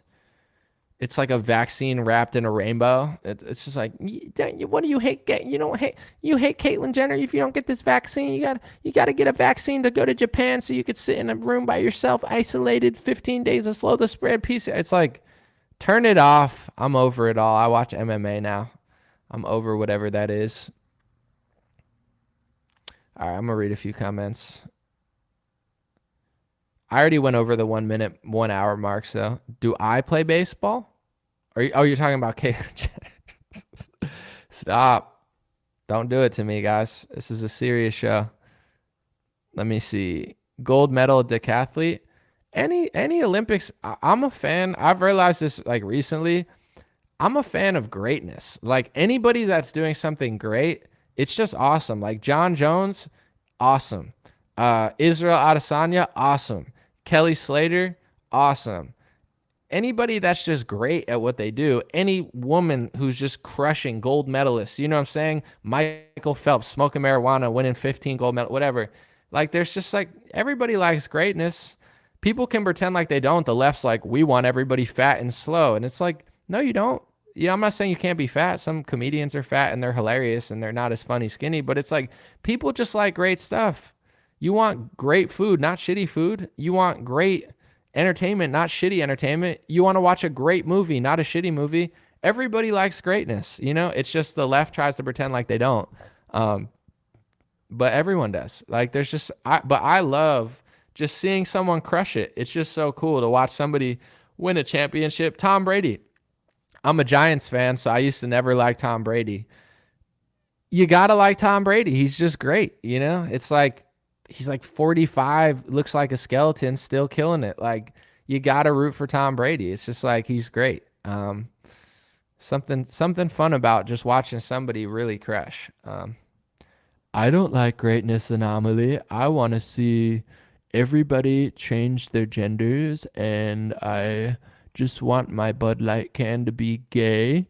That's my priority. If Bud Light's not gay, how am I going to drink Bud Light at the gay club? It's like, what? And then right-wingers are like, Bud Light? Oh, you want to be gay now, huh? Bud Light? It's like, we should have dropped Bud Light decades ago. It tastes like piss. It's watery. There's better stuff out there. It's just like, get me out of here. It's fun. It's funny though, but it's like, I'm like, what? Like every argument going on, I'm not trying to be counterculture. People are like, oh, you just have to be different. I just don't see it that way. You know, I don't see it the same way everyone else does. I wish sometimes I could just like pick a side, but both sides just seem stupid to me. It's like, oh, you have a problem with a tranny on Bud Light? Well, here, let's just talk about marketing tactics 101. Bud Light, I'm not like an expert on the analytics of it, but I would guess the target audience for Bud Light, a lot of younger kids and a lot of conservatives more than liberals, I would think. More middle America people drink Bud Light because it's always been like, you know, promoted as an American beer, even though I think they sold to like Belgium or something years ago. But anyway, it just doesn't make sense marketing wise to put like a tranny on a Bud Light can because it's just not the right target audience. I was talking to somebody the other day. I'm not going to say what company, but they said, my friend loves you. He's like the marketing director. It's a big company. I'm not going to say what company, but a big company. And he goes, they were trying to make everything trans there, and he had to stop them, where it's like, it made no sense for the brand. I mean, it doesn't make sense for most brands, but it's like they're trying to force it in like hockey. Really? You think that that's your target audience in hockey? Like, if you're going to sell a gay club in West Hollywood, then, you know, wrap it in a rainbow flag. But if you're going to try to sell Bud Light to Republicans, yeah, it's a terrible marketing move. But then it's also like hilarious because it's like, it's stupid. It's a terrible business decision. But then it's just hilarious watching a bunch of people who like loved Bud Light. Now they don't like Bud Light. And I'm like, why did you even like Bud Light? It's not like, it's not even, well, it was never good, but I don't know. It's just like, it's just all funny. But it's not funny because it's kind of disturbing. But I feel like it's a troll that we got to just stop giving this person attention. Like they're letting a transgender sell like tampons, and people keep putting it in my feed, and I'm like, stop throwing it in my feed. I don't want to look at it. It's like, hey, I'm gonna. It's like, ugh. I feel like they're just trolling us, and it works. You know, that transgender's like the left-wing Trump. You know what I'm saying? They put it there and you keep talking about it and it keeps getting bigger. Like we're doing to that person what they did to Trump. and that person's totally shameless. Like, we got to stop feeding the beast. Like, just stop, because they're trolling you. They're trolling you. Look, I have a tampon. You don't even have a vagina. Where are you going to put that thing? You going to stick it in your ear like a Q-tip? Like, what? You know, like, they're just trolling us. They clearly want us to talk about it, and Tampax has decided that it's worth it to do. It's like, just stop, please, for the love of Easter. Stop putting that stuff in my feed. Sorry, I keep bashing my freaking knee on this desk. The reason I bounce up and down too is I sit on this thing where it like fixes my posture, and I just like bounce up and down, but I'll stop it. I apologize. Someone said the ironic part is they're gonna pop in your feed more than ever. They do, but it's all right wingers doing it. It's all right wingers promoting this person. That's why they're doing it. Dylan is the left wing Trump, or the right, whatever. You get it. Thank you. Definitely not. I can't see the rest of it, but he said you're a G. Keep killing it. Happy Easter. Thank you. Born a Hawkeye said I'm still laughing. Well, I appreciate it. I definitely think I'm funny. Someone said, I think it was like, here, let me read the tweet. I think his name is Ryan Dawson. People told me about this guy forever, and I see him and Sneeko have been doing stuff. But I'm not familiar with his work. I got to get into it. But he said one way to get Americans to quit or drink less beer is to rainbow up all the beers. And I responded and I said, making all the beer gay is actually doing a favor to Republicans. It's true. It's like, you know, everybody needs what they don't want. Like, when people complain about my takes about Trump, they don't want to hear it, but it's what they need to hear. It's the same with like, you don't want your beer to be gay, but you need your beer to be gay. You need your beer to be gay, because the gayer your beer gets, the less you're going to want to drink it. And then eventually you're going to stop drinking beer, and it's going to be good. You're going to be like, oh, wow, maybe I didn't have to drink 50 cans of Bud Light. It's like, whether it's gay or straight, still the same ingredients. But yeah,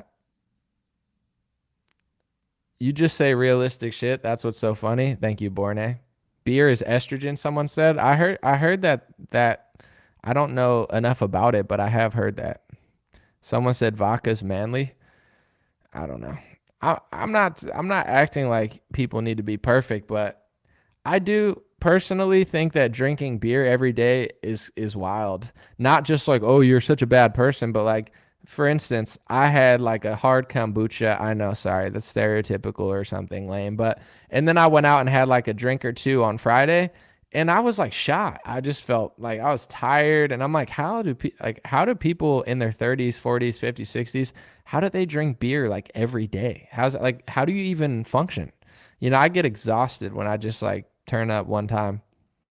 But yeah, liquor, I like liquor with good ingredients. So you get like a tequila mixed drink with like agave nectar, you know what I'm saying? Mix it up, some spicy situationals that you feel good the next day. But beer, I just feel terrible. It was like 10 o'clock. I was like slouched on my freaking couch, like recontemplating life and stuff. It was like 9:45. I was like, what am I doing? Uber Eats. I'm like, bring me food, bring me a cheesesteak. It's like, then I woke up the next morning. I'm like, what was that about? Someone said, no, let me see. Some folks drink and it get pumped. It makes me sleepy, someone said. Corona is owned by Anheuser-Busch.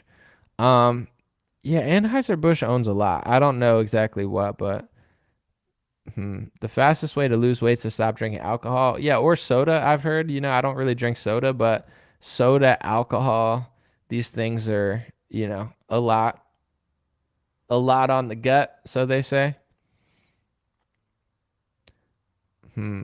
Russian vodka superior than others. So they say. Russian people just drink vodka. They sit in a sauna all day. And said, alcohol has toxic chemicals. That's what makes people sick. Organic alcohol safer.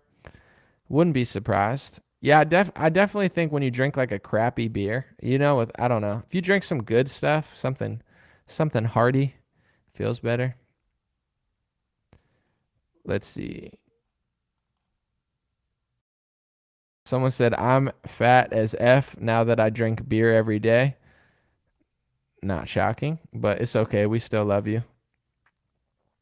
Well, I can't speak for everybody. There's probably someone here that doesn't like you, but that's life. It's okay. Someone said Corona beer sucks. That's why you need lime to drink it. I don't. Yeah, I mean, they definitely have good marketing for like Hispanics, Corona and Modelo. You know, I'm not being like racist. I'm just being honest. Everybody knows that Hispanics love Corona and Modelo. I don't know. Not everyone, but a large majority. Like, imagine if I was left wing and I was like afraid to like say what I was about to say. It's like, I'm just gonna say it. No, okay. I grew up on a farm, and all like literally all my neighbors were Mexican, to the point where like a truck came around every like couple weeks with a bunch of like Mexican candies and like tamale flavored lollipops and stuff. Like, that's how Mexican my neighborhood was. Like, that's where I grew up. And like, it was a quinceañera for my neighbor, and my neighbor came in with like a truck load of like Corona. Like, literally the back of the truck, it just had all Corona in it. Like, I don't know, maybe like 20 cases of Corona. It's like, that's just a stereotype just unveiling itself in reality right in front of me when I'm like 16. Someone said Tecate too. Yeah, Tecate, Modelo. One of them uses like I'm trying to think of his name. Canelo. Is it Modelo or Corona or Tecate? One of them is like, it's like Canelo drink. Which one does he do? I'm gonna look it up, because he's like the most famous person in Mexico, or one of them. Canelo beer commercial. What do they got? They got Michelob. Dang, they're trying to take the Hispanic market with Michelob. I don't know if it's working, but they're like, Canelo drinks Michelob, and people are like, Michelob? I thought he was drinking Corona. Hold up, we got to reinvestigate, but I don't think it's working that well, but maybe it is. I feel like he has other commercials too. I thought it was Modelo, but I'm tripping. Maybe I was just being stereotypical in my head, and it was Michelob the whole time. You know what I'm saying? It happens like that sometimes. It's okay.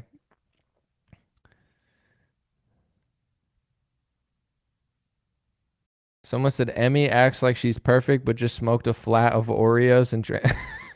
I'm not purposely not reading your comments, but like, I don't know, like something that you're not reading Battle Elf. You're not reading his It's like, let's all calm down. Maybe all the comments can be read. Maybe they won't. I don't know. Someone said micheladas be hitting in the summertime. I'm not a big Michelada fan, but obviously that's like sacrilegious. If you're in the wrong neighborhood, they'll kick you out. They'll be like, not literally, but they'll be like, it's not for me. I'm not at that level yet. Maybe I will be there.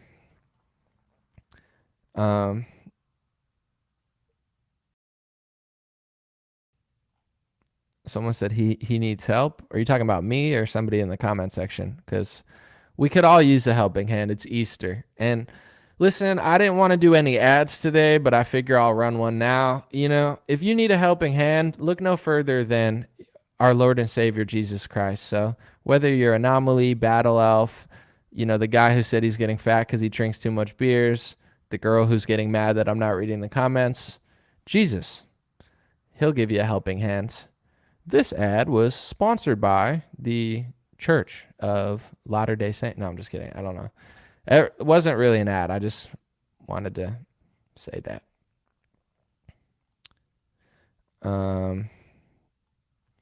Battle Elf, I'll entertain you now because I'm bored.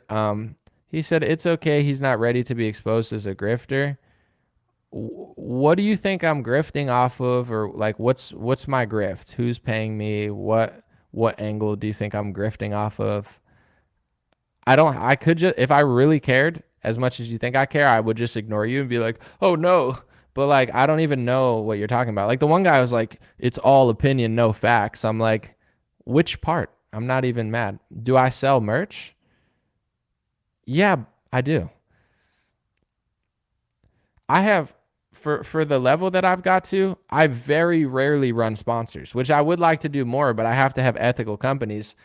These hats are made in the United States, which most people are not. They're good quality hats. I created the business when Facebook took away my monetization, because I realized if I want to do this job and do it right, and I don't get another stream of income, I'm not going to be able to. I don't want to be reliant on Facebook and big tech. So out of everybody who sells merch, in my opinion, mine is obviously the best, but it's not like I did this my whole life just like waiting to sell merchandise. Like that's not how it worked. But yeah, I mean, why wouldn't I want to get unreliant on big tech? And all the things I mean, God bless. I believe in everything I sell. I don't sell like gimmicky shirts or anything, but whatever. Someone said, how dare you not run your show the way we demand? I don't mind. I mean, it's fun when people get annoyed. Like, sometimes you need, like, nobody would watch the WWE if it's like, he's the hero and he's the hero. Everybody's cool. You need a dynamic to it. You need somebody that's annoyed. You need some guy that's like, I don't like, it makes it fun. So it's okay.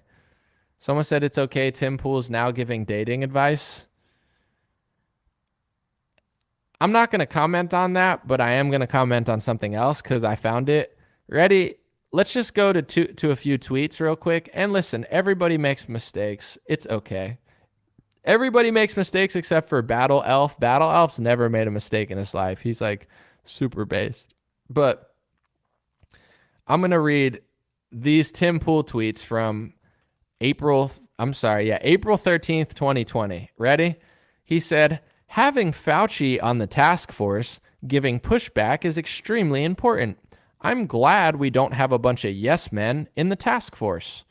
Fauci is a good dude, said Tim Pool. We definitely want to listen to him and take his instructions seriously. He's also not an economist, and the crisis we face is not just COVID-19.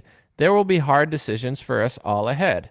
So on April 13th, 2020, Tim Pool was saying, Fauci is a good dude, and having Fauci on the task force is extremely important. Here's my take from April 5th and April 15th. One was before, one was slightly after. I said, Trump needs to add some new doctors and fresh perspectives on the stage.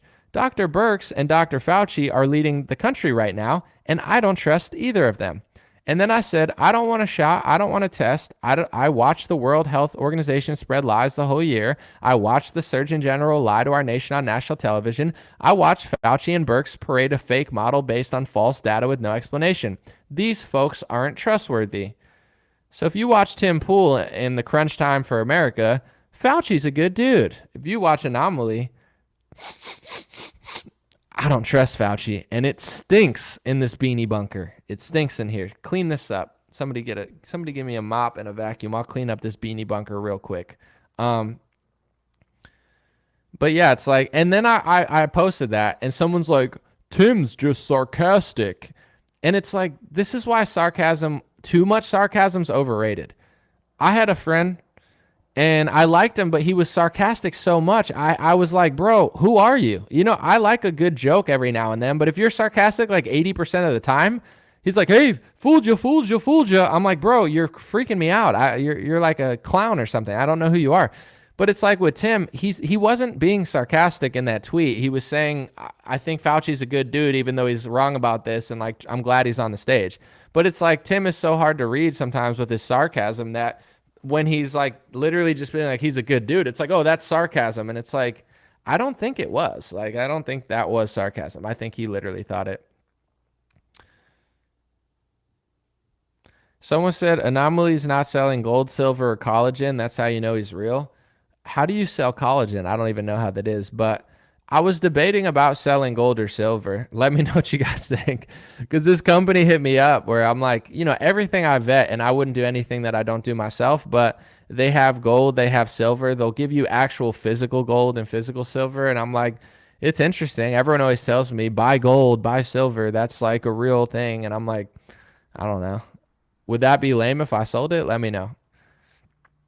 No gold? No. I'll read the comments. What do you think? I kind of wanted to buy gold. I don't know. I mean, I think it would be cool to just own a big chunk of gold, but I guess not. No, I don't know. Someone said, don't be a gold bug. Someone said, gold and silver are good. I have both. Shilling, precious metals, LOL, buy food and supplies. I'm going to read your comments. Let's see. Should I sell gold or not and silver? I'm going to do it like 4 times, not 4,000 times, if anything. Someone said if you have gold and silver in front of you, yeah, other than just in your bank account where they could delete your number of gold and silver. No, nah, not lame. Good idea. All these Q dudes sell gold, LOL. Someone said gold shillings. Buy gold, don't sell it. When SHIT hits the fan, I didn't see what you said. Oh, when shit hits the fan, are people really going to buy things with gold? It'd be cool to have gold bars, sell it, do it. Why not? The dollar's getting the base. Oh my God, I raised my son on Gold Bug books. I don't know what Gold Bug is. That's not the company that wants to work with me. Buy gold, but don't shill it, someone said. Nothing wrong with selling precious metals. Yes, for gold. Shilling gold gets old. Be a gold digger. Long gold. All right, so it's a mixed bag. I don't know. Gold is up 12% in the last year. Silver up over 30. Well, the company that wants to hire me, or basically it would be like a 4-time thing. I would just sell it 4 times, but I don't know. I thought it was interesting where I was thinking with the money that they paid me, I was just gonna buy physical gold and silver and then just own it and have like physical gold and silver. So I don't know if people really hate it that much. I just thought it was cool where I was like, anything they pay me, I'll just get a bunch of gold and silver and then I'll have it. But not that like when people hit me up, if it's something like soup, like for instance, someone hit me up and they said, do you want to sell survival food? And I'm like, no, to me, everyone sells that, but also survival food, I don't know. I feel like you could just buy beans, but I'm not trying to like stop someone else's hustle. My survival food is I just have a bunch of beans. So I said no to that. Obviously, anything I don't believe in, no. But when someone came with gold, I was like, yes, let me like look into it, make sure they have high ratings, make sure they're not scammy. I was like, I would consider that because I'm not against that. I own stocks. I have a IRA. This is like not financial advice. You have to say that, but like in my personal life, I own stocks. I have an IRA. Oil, gold, silver. These are like things that I'm not ethically opposed of, like, owning an oil stock or even owning an oil rig. I mean, that would be good. I don't do that, but someone said food is a good idea. I like food. I'm not trying to sell like $150. This is my personal opinion. I'm not trying to sell like $150 like survival food because I wouldn't buy that. I only will sell you things that I would buy. So the reason I was thinking of the gold is because I would literally sell it. And I would literally buy it. I mean, if I sell you guys gold and silver, I'm going to literally buy it. I like food, but I personally would not buy like $100 survival food kit. I'm not really into it. But some people are. It doesn't make you a bad person. It's just I try to stick to things I actually like because I think that if it sells better if I buy it, and it just doesn't make sense to like sell things that I don't actually believe in. But someone said buy a gold grill and sell gold, LOL. I mean, we'll see. Someone said gold is better than beans. I could trade gold for beans. Did I ever attend West Virginia University? I thought you did music there. I absolutely did. I did, and I rapped sometimes. I would freestyle at parties when I was turned. Maybe me and you got lit, maybe not. But direct from a gold dealer. I got you. I mean, I see it's a mixed bag, but let me know your thoughts. Since this is already a long thing and I don't want to have these conversations in the middle of like a stream where people get bored, this is my thought right now. Like, obviously I have the merch. I'm working on new products. I'm not going to say them till I have them, but I am working on new stuff I believe in. But at the end of the day, Facebook, YouTube, these things are not super reliable. Like, they've been really good for me, but like any day, like Facebook changes something and my whole income, it's not like I have a job where it's like, this is what you get paid. Sometimes it's a lot, sometimes it goes down. I have Patreon, I have other stuff, but like, I don't trust Facebook or YouTube. Who does? So if I do a deal with like a gold company and they pay me to do 4 ads and I actually use that and invest back in the gold and silver like I was planning to do, that gives me more leverage and more power, because the more money I have from other sources, then I don't have to necessarily rely on Facebook and YouTube. Personally, I would love to get a deal done with Rumble, even if it's small. Like, obviously they're not going to pay me like a top creator on YouTube or anything, but the reason I want to build with Rumble is I like Facebook and YouTube are just unreliable. Facebook is like pushing reels and pictures, and I have a huge audience and they get a lot of shares, but they're taking away from the lives. Like they want me to do more reels and stuff. So, I don't want to come across like a sellout because I never would, but if I did a deal with certain companies for certain products, it puts more money in my bank, and now I have more flexibility to do more stuff, to invest in my own business, to obviously pay rent and stuff. But it's like, that's why I sold hats from the beginning. I never even thought about merch. I never like was really considering anything. I really was just leaning into Facebook and YouTube, etc. And then Facebook, I'm not even going to say the amount, but they went from like, I was crushing on Facebook to nothing. And then my whole career flashed in front of my eyes. I was like, oh my gosh, Facebook can take away my entire revenue overnight. And then, I just lost 90% of what I make. So I realized I was too reliant on Facebook. And that's when I started selling the hats and stuff. And it went really well at the beginning. And then I ran out of the supply. And then I found a, business / professional that could get the products for me. So now I have a partner that ships them and everything. He does a really great job, helps me find stuff. But that's why I did the hats in the first place, was I lost all my revenue overnight during a lockdown. And it was scary too. I mean, I once again, I'm not going to play the victim because people had it way worse than me, but I'm locked in my house. The government's not even letting me get a real job because there are no real jobs available because everybody's like sitting in their house. And Facebook has no problem taking away my entire income during a lockdown.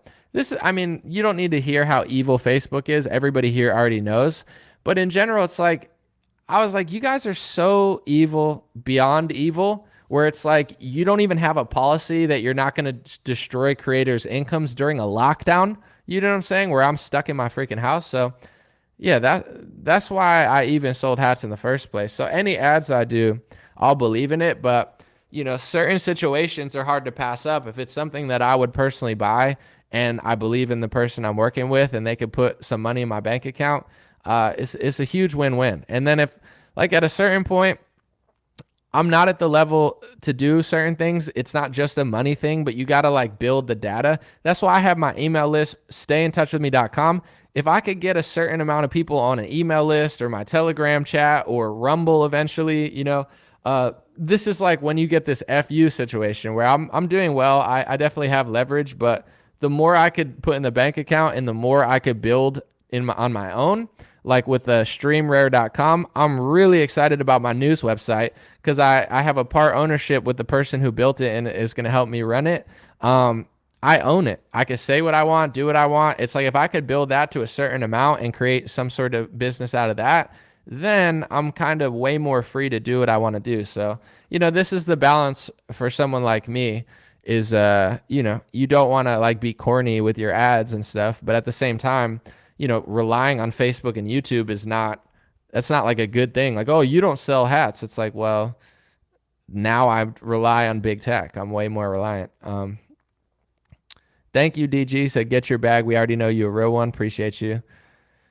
I know like most people who comment are cool, obviously. Some people not so much, but I would say like 99% of my audience is pretty epic. But on Twitter and on YouTube, I think I'm a little, I don't know if I would say jaded, but 99% of people who watch me don't comment. And I'm not knocking the people who comment. You guys keep the show going, so you're even more valuable. But like sometimes I get comments from certain countries or certain people, or I meet people in person. I'm like, because when you only see people like Battle Elf or somebody, I'm not even mad at the guy, but it's like, you're like, is that who follows me? But then you start meeting people and you're like, oh, I get it. Like 99% of people just lay low. They don't talk. Like, they follow me on Instagram and I don't see it. So it's all good. Someone said sell out to Big Gold.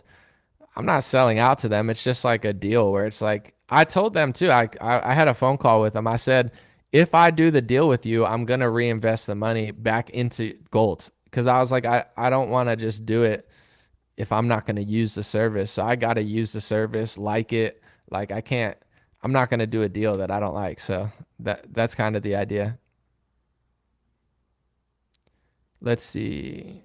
Someone said Alex Jones might know more. say what you want about Alex, but he's a really good salesman. You know, he's like a business genius. He makes big money. You know, he sells ads like every 10 minutes, every 7 minutes. It's like, alarm, Patriots, it's an emergency. It's an emergency supplement meeting. And you're like, oh my gosh, I got to buy some fish oil. Like, you know, but jokes aside, he's got some good stuff. He's got good toothpaste and stuff. So, you know, Alex, one thing he definitely is a good, he's a good businessman. I think he sells pretty good products too, ethical. He's like 50% off for Patriots only. You're like, I'm a Patriot. I don't know. I guess that's me. I guess I bought stuff from his store before. I'm not gonna lie. I'm not gonna front for the cameras. This is not a paid ad. It's just true. I have. Thank you, MKM. Will they pay me in gold? They can. I could exchange what they're gonna pay me for gold. Sure. You can get it physical, or you could get it like they hold it for you like a stock, and then they do IRAs too. But I don't know. I gotta look into it more. Did I buy Super Male Vitality? No, I like his toothpaste. I'm not gonna lie. He's got this really good toothpaste that I like. I bought certain supplements from there, tinctures that I've like barely even used and stuff. But he definitely got my money a few times. He definitely scooped up my money, but it's all good. No complaints. Someone said Anomaly simping for Alex Jones. I'm just telling you the truth. I like his toothpaste. Like, people got to get over this. Oh, you're simping for Ron DeSantis if you don't like. No, you're simping for Donald Trump if all you say is simping when he tells you to, and you were like riding his lap. You were riding Daddy DeSantis's lap 3 weeks ago. It's like, I'm not simping for Alex Jones. I'm telling you the truth that I've bought his toothpaste. Like, people are like, it's simp. You're a simp. You're a simp. It's like, dude, grow up. I'm tired of everybody calling everyone a simp all the time. It's like, if you're literally simping for DeSantis every day, all day, and you're like, he's the best. He's never sold out. He's never done anything wrong. Alex Jones is perfect. Then you're a simp. But if you're like, hey, this is what I did one time, people are like, oh, that's simping. It's like, no, that's accurate history. Whatever. Someone said, I think he's kidding. Maybe, but people are overusing the word simp now. Because, like, I'm telling you, with DeSantis, I don't care who people like. But it's like, I'm just going to, like, do what happened. It's like, DeSantis is the best governor. DeSantis is the best governor. He's the greatest governor we've ever had in the whole world. And then Trump's like, listen, Patriots, you hate DeSantis now. Here is your new programming. Everybody is a simp, and he takes money, but I've never taken money, even though I take money. Just don't call me out on it. And people are like, and they put like a chip in their brain. They're like, the simp. Everybody's a simp. You're a simp for DeSantis. Trump's a hero. He's never sold out. Only DeSantis have. DeSantis is deep state. He works for Paul Ryan. And it's like the same script. And I'm like, I'm trying to find that, you know, I don't care who you like, but just stop with this like brainwashy. I think I have it here. Let me see. Yeah, I still have it here. Ready? Here's the Trump tweet. I'm going to read it, and I'm going to hold it up for all the Patriots that are here. He said, I'm going to read it in Trump's voice. He said, Speaker Paul Ryan is a truly good man, and while he will not be seeking re-election, he will leave a legacy of achievement that nobody can question. We are with you, Paul. We are with you, Paul. And then everyone's going to be like, oh, but that was before, right? That was before he got fooled, and then after he knew. And it's like, no, look at the date. It's actually after 2 years of Paul Ryan, not before, after. After 2 years of him railroading Donald Trump, Trump was like, nobody can question you. We're with you, Paul. You're a truly good man. And that's, but I'm working with Paul Ryan because I never liked Paul Ryan. I have tweets from a year before that saying I don't trust Paul Ryan. Paul Ryan's just using Donald Trump. You want me to print out my tweets about Paul Ryan? We'll do a little comparison. Oh, just wait. I'm doing a whole video on this because I'm just tired of everybody like, oh, you're doing this, you're doing that. It's like, no, that's not real history. That's a made up It's a made-up world you live in. Let's get the facts. I'm going to print it out right now, and I'm doing a whole video today or tomorrow. That's going to be 5 things that people keep lying about. And I'm telling people, no one made me do this. I'm just tired of everybody lying. They're like, anomaly, are you working for Jeb Bush?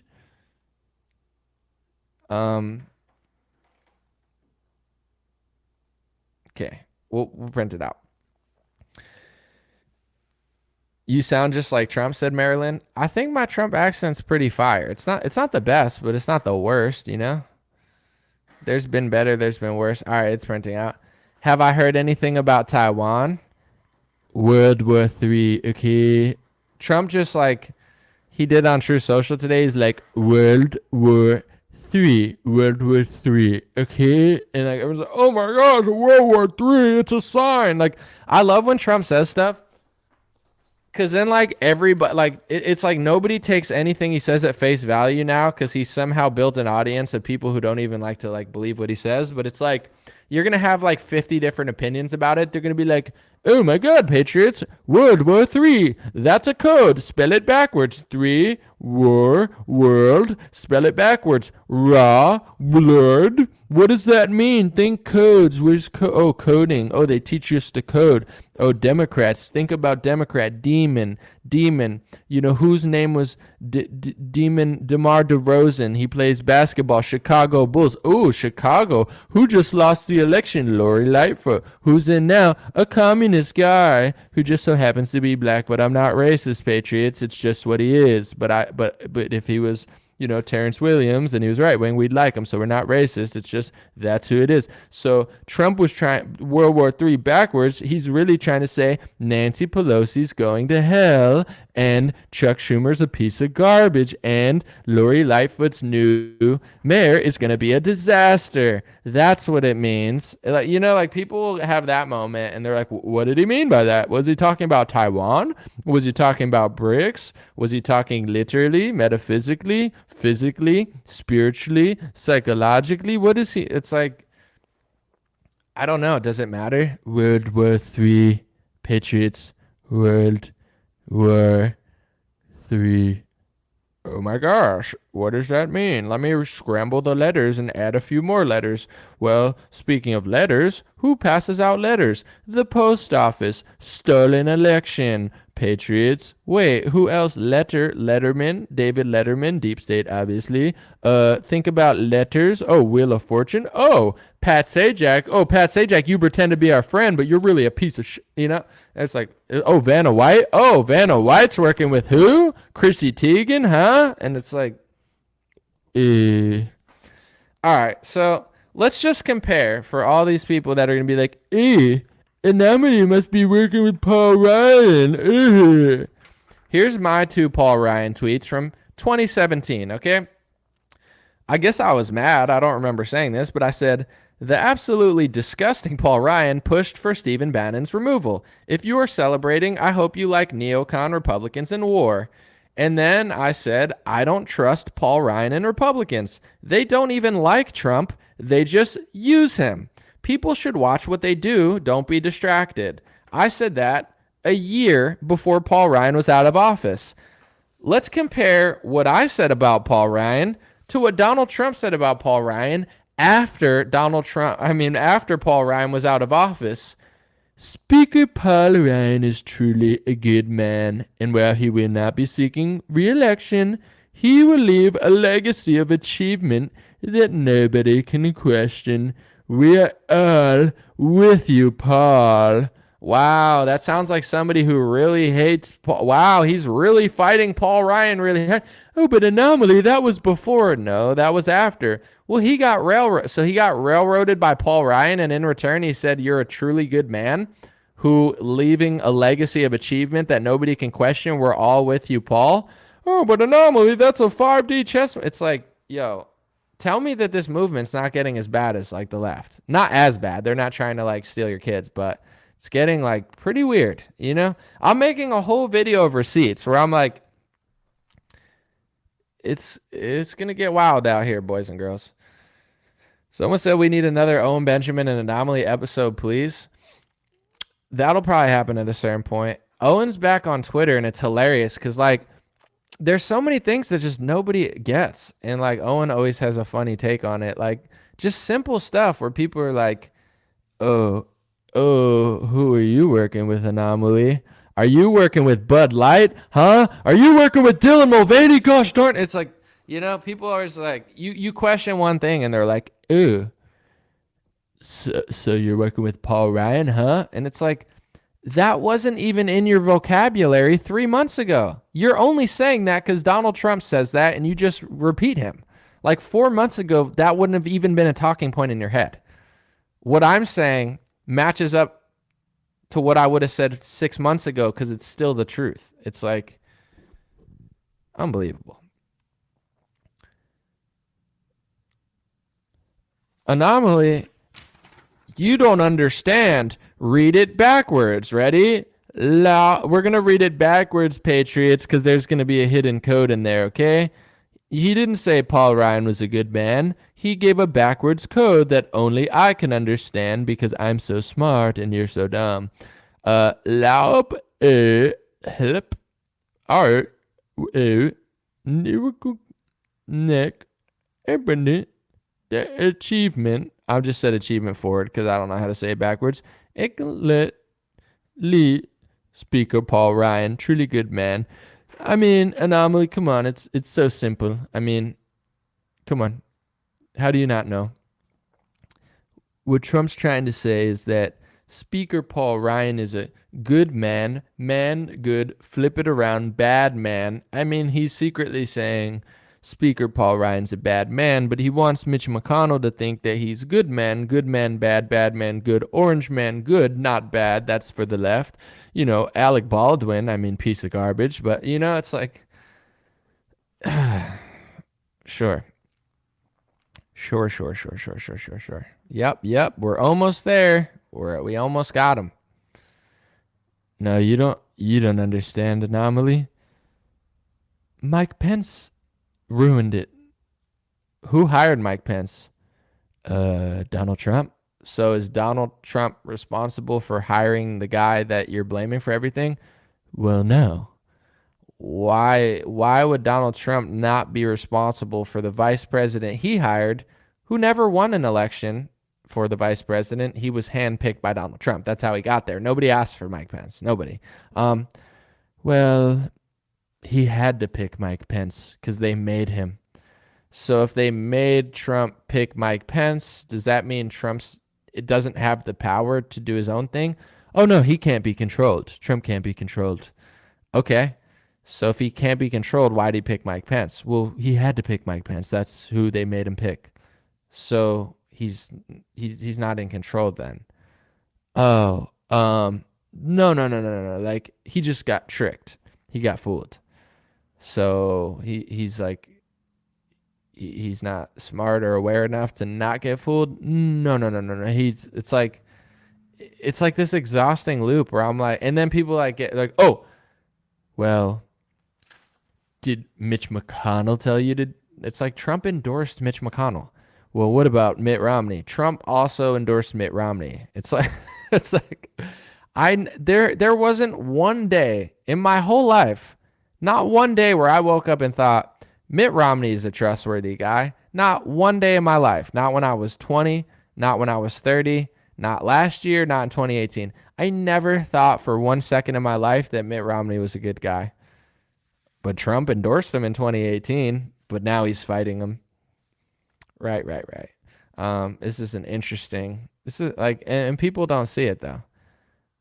Well, what if this is not what I thought it was? So it's not what you thought. I don't know. Then you have to come to grips with reality. Like, what if the left is wrong about what they're talking about? I don't know. They are. So when you like snap out of that, what happens? I don't know. It depends how deep you are in it. Are you Mr. Beast's co-host that's transgendering themselves with a wife and kids? Like, I don't know. Or are you just like a bystander?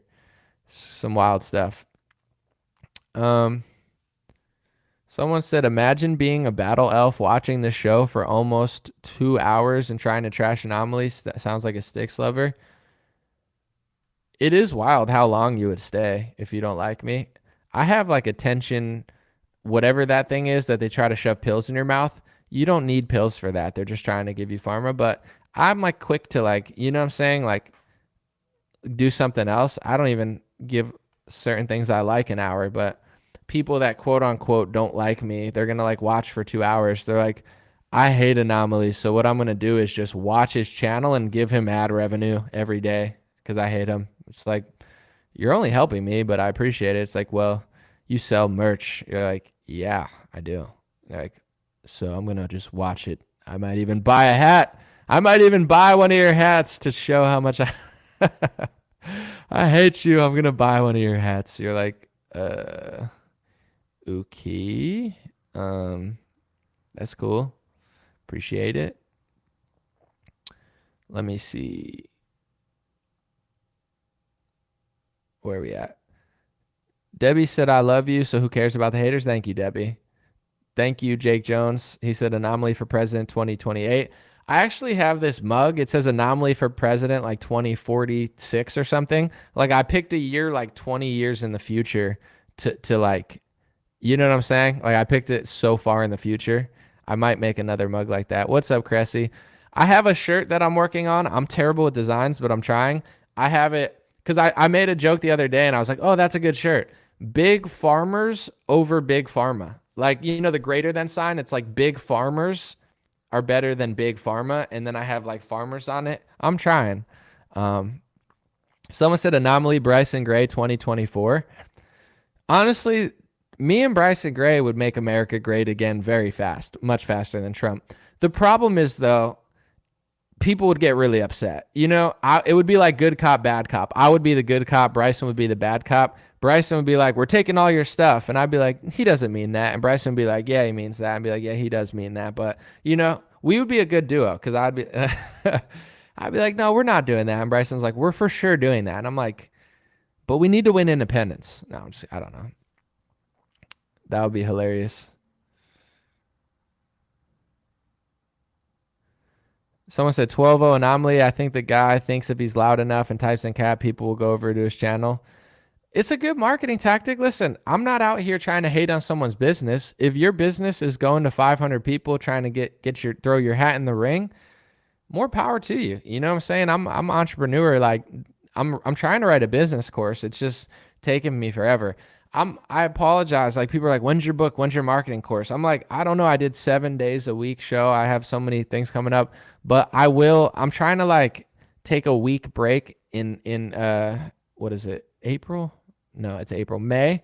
In May, I think what I'm going to do, don't quote me on it, but I'm taking like a week break / vacation. And instead of like just taking a vacation and doing nothing or just doing shows all the time, I'm going to try to actually just work on my book and my marketing course. It's just, I never do it because I'm doing everything else. But if I take a full week and say, all right, I got to finish it, I'll try to really finish it. How's the book going? Yeah, it's almost done. It's just I gotta like finish it. Even the video, I want to do the video about the 5. Let me see. It's gonna be the 5 things that people are accusing me of, or that Trump did, or like I don't know how to word it. Maybe I'll say like what Trump supporters need to hear, or things Trump accuses DeSantis of that he also does. I'm not sure how I'm gonna word it because I'm not trying to come across as weird. It's just like I keep hearing these things that don't make sense, and I want to put it in video format to just be like, listen, I don't care who you vote for. I don't care which politician you like more, but let's let the facts be the facts. You know, if taking money from a billionaire is what bothers you, you got to admit your guy did it too. If kissing the Israel wall bothers you, and that's what you don't like about DeSantis, you have to understand Trump also kisses the wall. If it's, you know, doing this and Trump, like, I'm tired of just listening to people accuse other people, including myself, of things that Trump also did. And I'm not doing it to just bash Trump. It's just like, this is the truth. Stop lying about me, you know? And then it's published, and then it'll stay. Let's see. I'll read a few more and then I'm going to go. Someone said Anomaly has a nice hat. I'm not just saying this. These are like the best hats. They're not even going to be around that much. They're made in the USA. They're high quality. They're better than any other hat I could find. I have other hats made in the USA that I would like to sell because I found different colors, but they're not as good. I refuse to sell them. These are the cream of the crop. Same with the beanies. Same with the sweatshirts. I'm not out here just hawking whatever. It's good. It's high quality stuff. Someone said they all kissed the Rothschilds blank. I mean blank. Hey, listen, redacted, that's hate speech. I don't know if that's true. You can't talk about that family. They're a banking family that somehow just has no power that you shouldn't even mention. And, you know, it's just really hateful that you would even talk about a banking family. It's like, just let them bank. What's wrong with banking? You know, are you jealous because you don't own all the banks? I mean, they don't own the banks either. That's hate speech, but I'm just kidding. Anyways, jokes aside. Someone said free hat, South Park. It's not free, and this isn't South Park. Thank you, Ruth. She said, you're right. I like Ruth. She agrees with me. I like people who agree with me, and people who disagree with me, I don't dislike. It just depends how annoying you are. And it's not even people's fault. Some people are not trying to be annoying. They just say the same things I've heard 1,000 times. Like, everybody knows that's been watching me for a while. There's been certain things that have gone in circles where it's like, I've done a good job, I think, in the last couple of weeks to just move away from it. Because a while I was getting a little stale too, just like trying to argue with it. But I don't get annoyed when people disagree. I get annoyed when people are annoying, or when they just say the same 3 things on loop, where it's like, but he had bad advisors. And you're like, okay. They're like, but he had to hire him. So he had to hire him. Yeah, he was forced to hire him. So if he was forced to hire him, that means he's like not in control of his own thing, right? Like someone forced him to. Well, no. He's totally in control. And it's like, okay, all right. You know, I think it's just kind of like, it's kind of like when you argue with the left, they just keep getting mad at you because you're like shattering their reality. You're like, how many genders are there? And they're like, there's as many as you want them to be. And you're like, okay, so what is a woman? They're like, it's a woman. It's whatever you want it to be. And you're like, well, what is a woman? And then they're like, okay, mister, that's enough, mister. Oh, you just don't like me because and you're like, no, I'm just sitting here. I just wanted to know what a woman is. And like, the more you keep your cool, the more they just get pissed off because, you know, you're shattering their whole reality in front of them. They're like, a woman is, gosh darn it, you freaking transphobe. And you're like, geez, I just wanted to know what a woman was. It's the same with like the Trump thing. You're like, so Trump isn't in control? No, he's fighting the deep state. Why did he hire the deep state? Well, he had to hire the deep state. So he had to, so he's not in control of his own thing. Well, no, he is in control of his own thing. He's never taken money, but I've just proven he's taken hundreds of millions of dollars from corporations. Well, you think that's enough? You think that's enough money to control Trump? You're working for Paul Ryan. It's like, it's the same escalation where you're just shattering the reality of people who have bought into this like false paradigm thing, and they just are like, no. And then when they finally start to agree with you, then they're like, but if he's not going to save me, then who the hell is going to save me? I'm like, I don't know. I didn't really think about that because I never thought he was going to save you anyway, but it's just weird too cuz like think about history. Like imagine if like people like George Washington so much like 30 years later they're like, well, if George Washington's not going to save me, who the hell is? And you're like, bro, George Washington, like he can't be president forever, bro. There's going to have to be new people, bro. Like the same president doesn't stay for 100 years and like wipe your butt, like grow up. If it's not Trump, then who? The next guy? I don't know, bro. Like if it's not Harry Truman, then bro, Harry Truman's going to be dead eventually. And someone else is going to have to be like, if America's going to last for the next 100 years, there's going to have to be multiple people that step up. These people that freak out, it's like their whole life revolves around believing that Donald Trump is going to save America. So they're like freaking out at the thought that he won't, because they're like, well, then what? I don't know what's next anyway. The dude's 80 years old. He's 80. It's psychotic that people even think he's the right candidate. Like, I get it because Biden's so bad. He's better than Biden. But it's like, this is how they do it, though.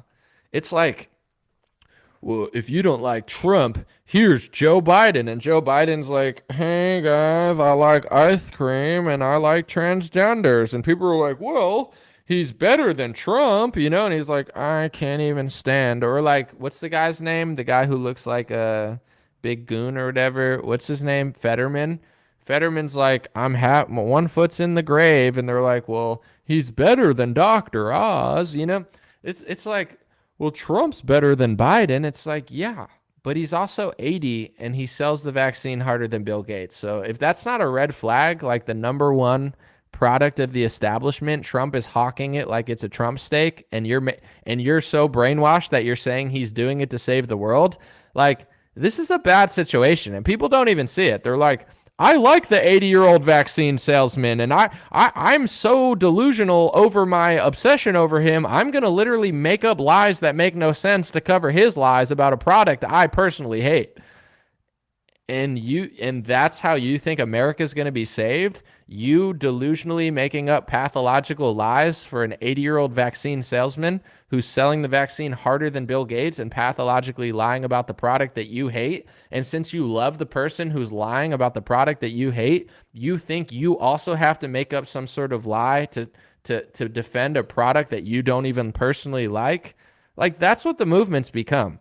They're defending something they don't believe in because they like the person. So instead of just telling the truth about what he's lying about, they double down on the lie to defend. Like, it's literally psychotic. And then people are like, oh, did someone tell you to say that? And it's like, I'm not even trying to argue with people anymore. It's almost at the point where it's like sad, but you almost have to treat people like leftists and just write them off until they get their brain back. It's like, it's like, if you ever figure this stuff out, I'll be here, or we'll just not talk about it. But if this is, someone said that sums them up perfectly. It's been the same story for 2 years.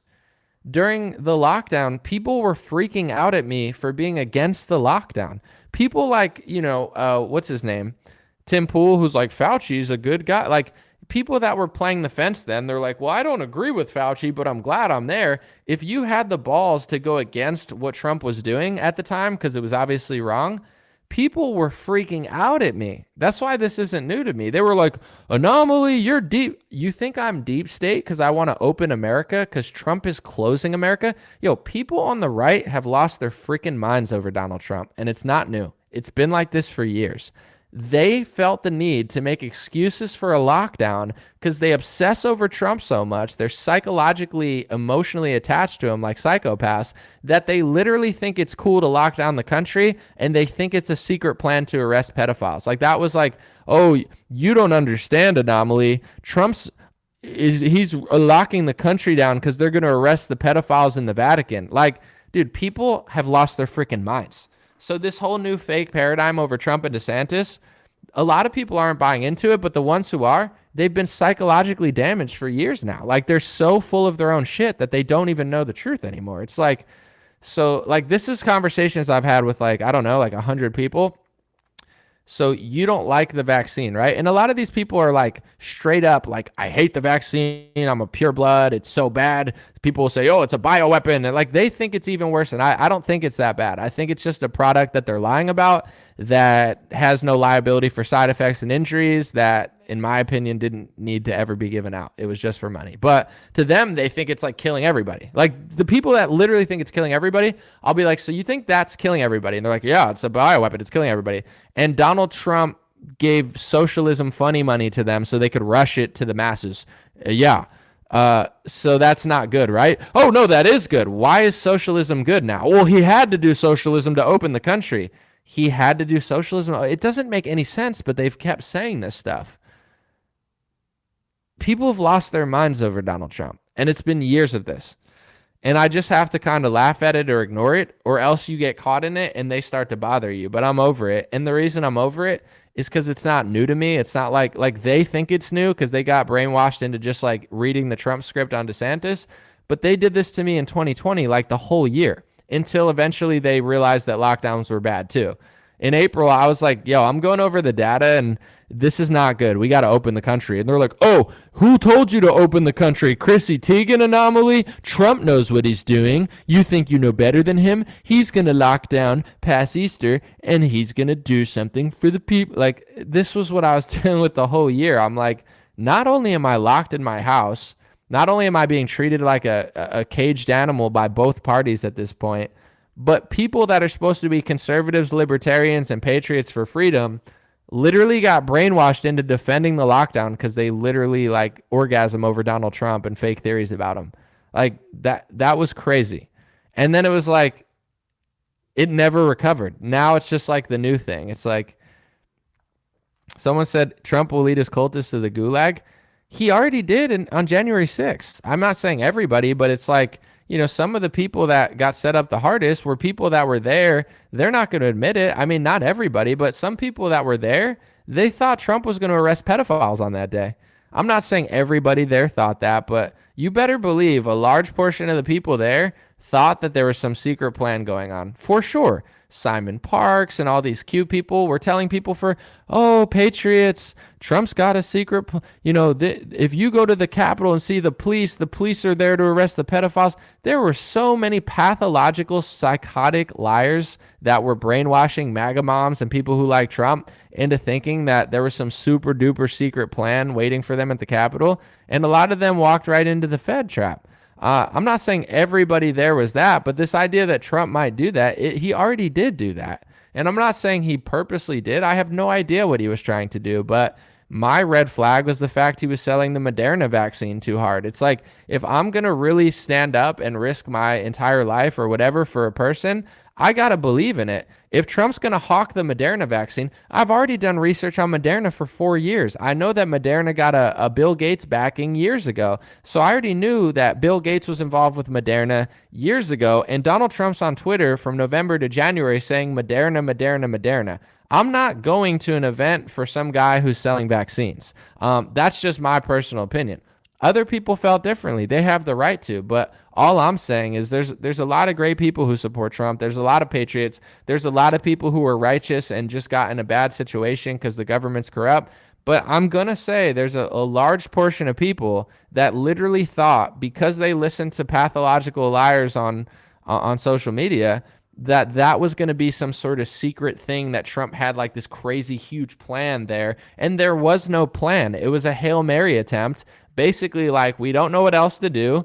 Let's do something a little wild. Like, that was the plan. And it is what it is. But, people thought there was like a way bigger plan than that. Like, Trump didn't have a plan. The people that were organizing the protests and stuff, it was a stop the steal protest where basically it was like, this is a last ditch effort. We're going to try to stop the steal. That's what was going on. And, a lot of people got falsely charged there, and I don't agree with it at all. I'm not supporting the charges at all. It was nonsense what the charges they got. But what I'm trying to say is there were people that were there that didn't think they were just going to a Stop the Steal rally to do what they could for the president. They thought President Trump had like a 15,000 dimensional trust the plan to like arrest the deep state that day. I've watched pathological liars sit on YouTube and BitChute and other platforms and tell people, this is the day, Patriot, that Trump's going to arrest all your enemies. This is the day, Patriot, that they're all going to jail. And there's still people to this day in the comment section saying, oh, Anomaly, you don't understand. Trump military tribunals are going on. The military is in control. You don't understand. There's a coup happening. Dude, this is a story that you told 4 years ago. Like, you're still on the same fake script, bro. Operation Trust. People are still doing it. It's like they're coping with the fact that the outcome isn't what they want. And this is like the route. It's like being 1,000 pounds, and instead of being like, I'm 1,000 pounds, being like, I'm actually a fit model. And no offense, these are the people that are fighting with the transgenders. They're like, and I'm not saying all right-wingers are doing this, but they'll be like, you think you're in the wrong body and you're hallucinating that you're the other gender? You're mentally ill. I hallucinate that the military is in control and there's secret tribunals. It's like you're also hallucinating a fake reality because you're too afraid to admit the truth. Like you're the same as the people you're fighting. They're doing it with LGBTisms, and you're doing it with this fake phony narrative that was never true about military tribunals and Donald Trump having 10,000 dimensional chest plants. Like you're the same as the transgender movement, where you're just like, you're doing the same sort of thing, except you're just saying that you're the gender that you were born as, but you're also hallucinating a reality that is more convenient than telling yourself the truth because you just don't want to face it. It's wild. I've been on for a while, so I figured I haven't had this convo in a while, but it's like the reason I'm still talking about it too, trust me, there's other stories I want to cover. I want to cover the BlackRock protests in France. I want to cover a lot of stuff. There's stuff happening every day. There's documentaries I'm working on about Yuri Bezmenov. There's another documentary I'm actually in with Jordan Peterson and Alex Jones. I'm not editing in it, but I was in it. I have a lot of stuff I'm working on. I don't want to be talking about this all the time. The reason I'm talking about it is because, one, I have my own platform and I could talk about what I want.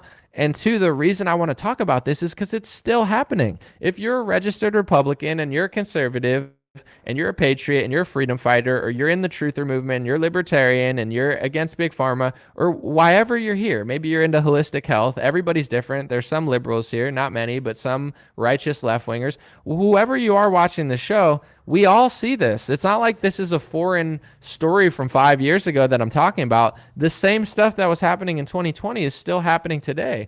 There's still people that think that this stuff's going on. And a lot of this is my analysis of like even the Q stuff.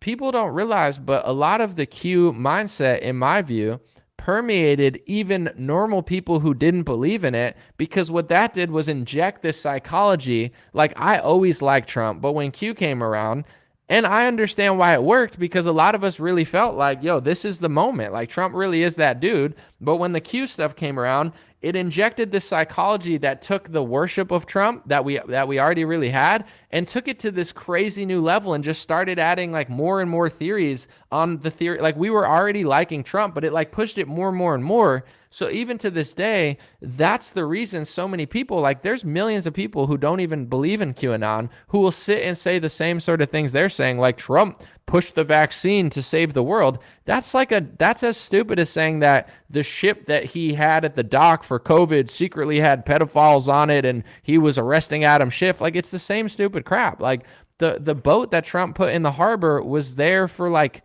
COVID purposes, and they didn't even do anything. There's no secret code that only you could see. Like, you could tell yourself that, but nothing happened. No one got arrested. Like, it didn't happen, but it's fine. It's that same psychology of why people are so brainwashed when it comes to Trump, is because all of this like Q-esque stuff is like pushing in, where it's like, oh, I don't believe in QAnon, but I do think Donald Trump's the savior of the world. You know, I don't buy all that stuff, but I will, but I don't want to talk about anything that he's doing because I do think that he's the solution. And it's like, that's fine then, but then just be consistent with it. That's all I ask. It's just no one's really making sense anymore because the whole movement's sliding towards like delusion. Like, I'm going to say it again real quick because it's worth repeating. If your view is if somebody takes billionaire money and donor money and sells out to corporations or billionaire donors and they can't be trusted because of that, and that's a red flag, there's nothing wrong with that. That's actually smart. Like, anybody, Trump, DeSantis, anyone, Rand Paul, if you see them taking billionaire money, you should do journalism. You know, all these right-wing influencers who are professional bobbleheads, they should be asking Trump and DeSantis these questions in interviews of like, what's the trade-off for all this billionaire money you're getting, DeSantis? What's the trade-off? But the thing is, the people that are like, DeSantis can't be president because he's taking billionaire money, if I show them a list of 50 different billionaires that donated to Donald Trump, the George Soros type of the right wing who has dumped hundreds of millions of dollars, even more than George Soros in certain elections, into the right wing to control them, that Trump said was going to control Marco Rubio. If I could prove that he took their money, if I could prove he took $100 million from corporations, if I could prove he took Pfizer money and all this money from these corporations you think you're fighting, but they're selling their vaccines, and I could show you that that's happening, do you care? That's all I ask, because I'm fine with you talking about DeSantis' donor money. I don't care. Yeah, DeSantis is probably going to sell out just like Trump did because he's taking all the money. I'm not trying to softball DeSantis. He deserves to be scrutinized. But if you're going to just do that and ignore the fact that Trump already did that, then you're brainwashed. I don't know. You're not doing anything. You're like the left-wing equivalent to somebody that's like a delusional, slobbering political sports fan, equivalent to like a Oakland Raiders, 500-pound beer drinking fan with his belly painted. And that's fine. I like fat fans in NFL. I think it makes it fun. Like, I'm not knocking that, but like, let's stop pretending like you're a Patriot at that point. Like, you're not Tom Brady, you're not Gronk, you're not on the field. That's who you are for this show, I'm just saying. I'm not mad at sports fans. I love sports fans. I'm just saying, like, people are acting like they're Tom Cruise and freaking whatever, the Top Gun, but they're really just not. Who am I voting for? At the very moment, I'm undecided because I think there's pros and cons to Trump. I'm just going to go over it again. They're both controlled, in my view, by billionaires who just happen to be a certain ethnicity, and they dump their money into the Republican Party and they get them to serve a foreign country. But if you talk about it, they say that it's hate speech. So those same donors, in my opinion, they have Trump and DeSantis by the balls because the biggest donors have a certain agenda, but they call it hate speech if you notice what they're doing. So I think Trump and DeSantis are both sold out to them. In fact, I think that Trump creating the circus around it is just a cover for that fact. I think DeSantis hires better people. I think the chances of DeSantis hiring a better cabinet with people like Thomas Massie in it is higher than the chance of Trump hiring a better cabinet. But I think Trump is better on foreign policy, and I think Trump is a stronger leader for business meetings with like Saudi Arabia. So I'm not sitting on the fence. It's just like, I think DeSantis is better against big pharma. I think DeSantis hires more outsiders. I think Trump is more likable, but also just kind of like a showman, but doesn't hire good. But also, I think Trump is somebody that I'd want more than DeSantis on a world stage to a certain extent in some ways, because he's kind of like a bulldog with his business with other countries. So that's where I'm at right now.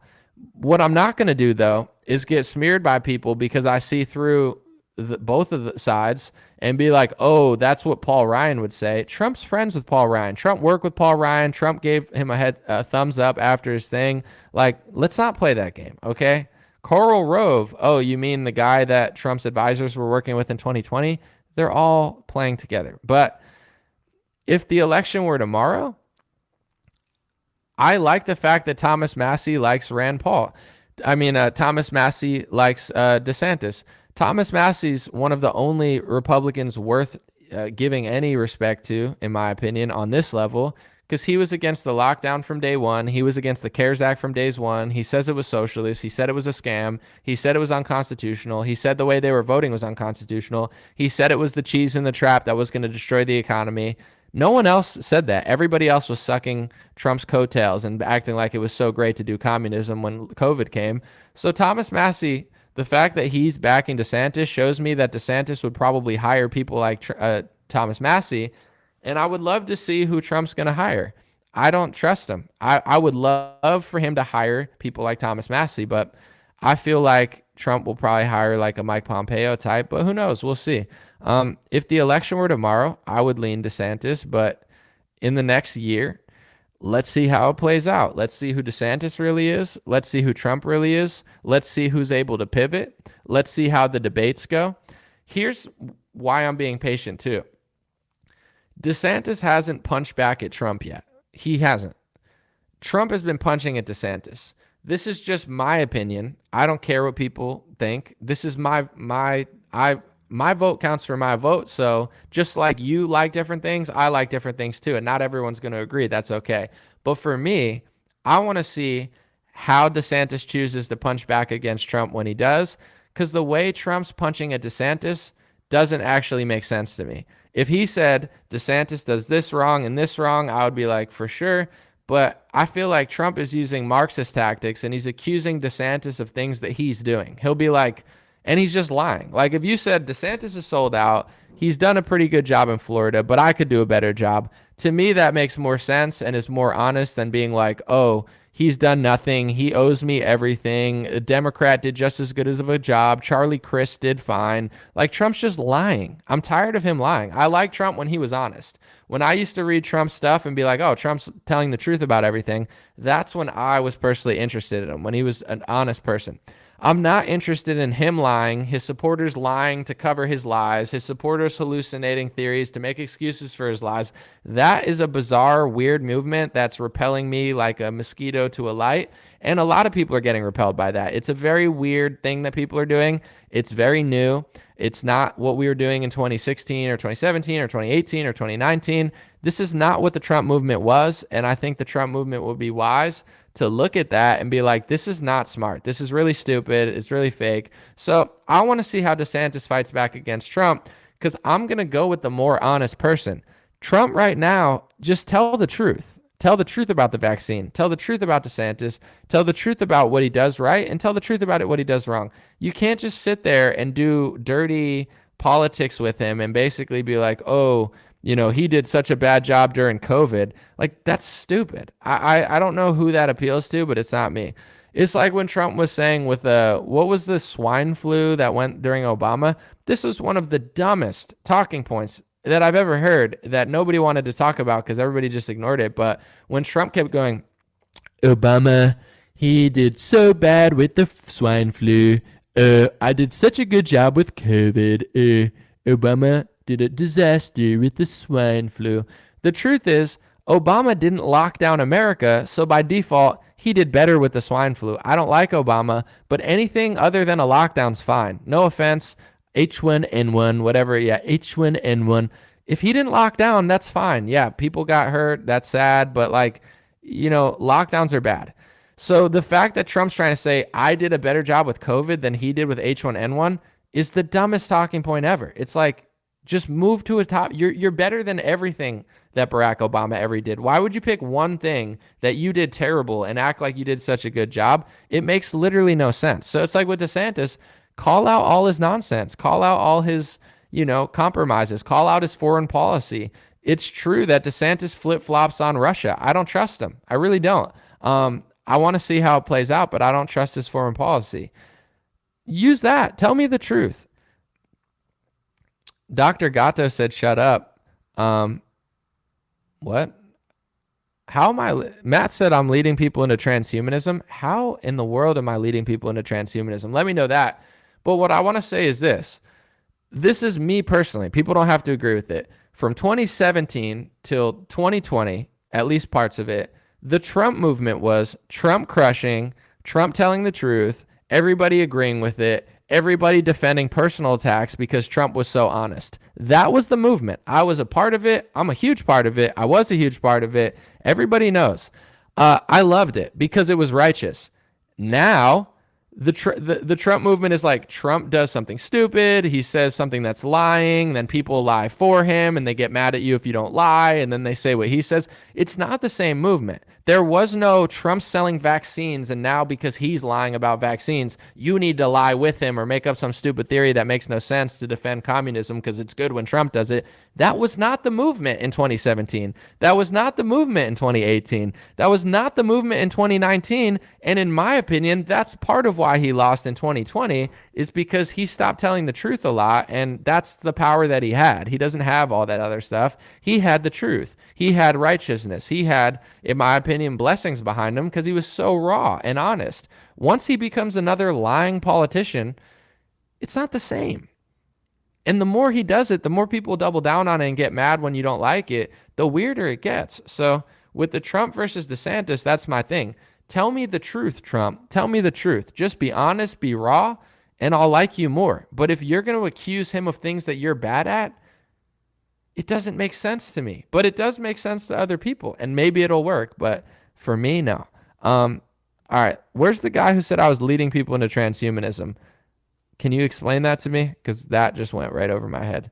I just want to see. Someone said RFK Jr. is heavily invested in green tech.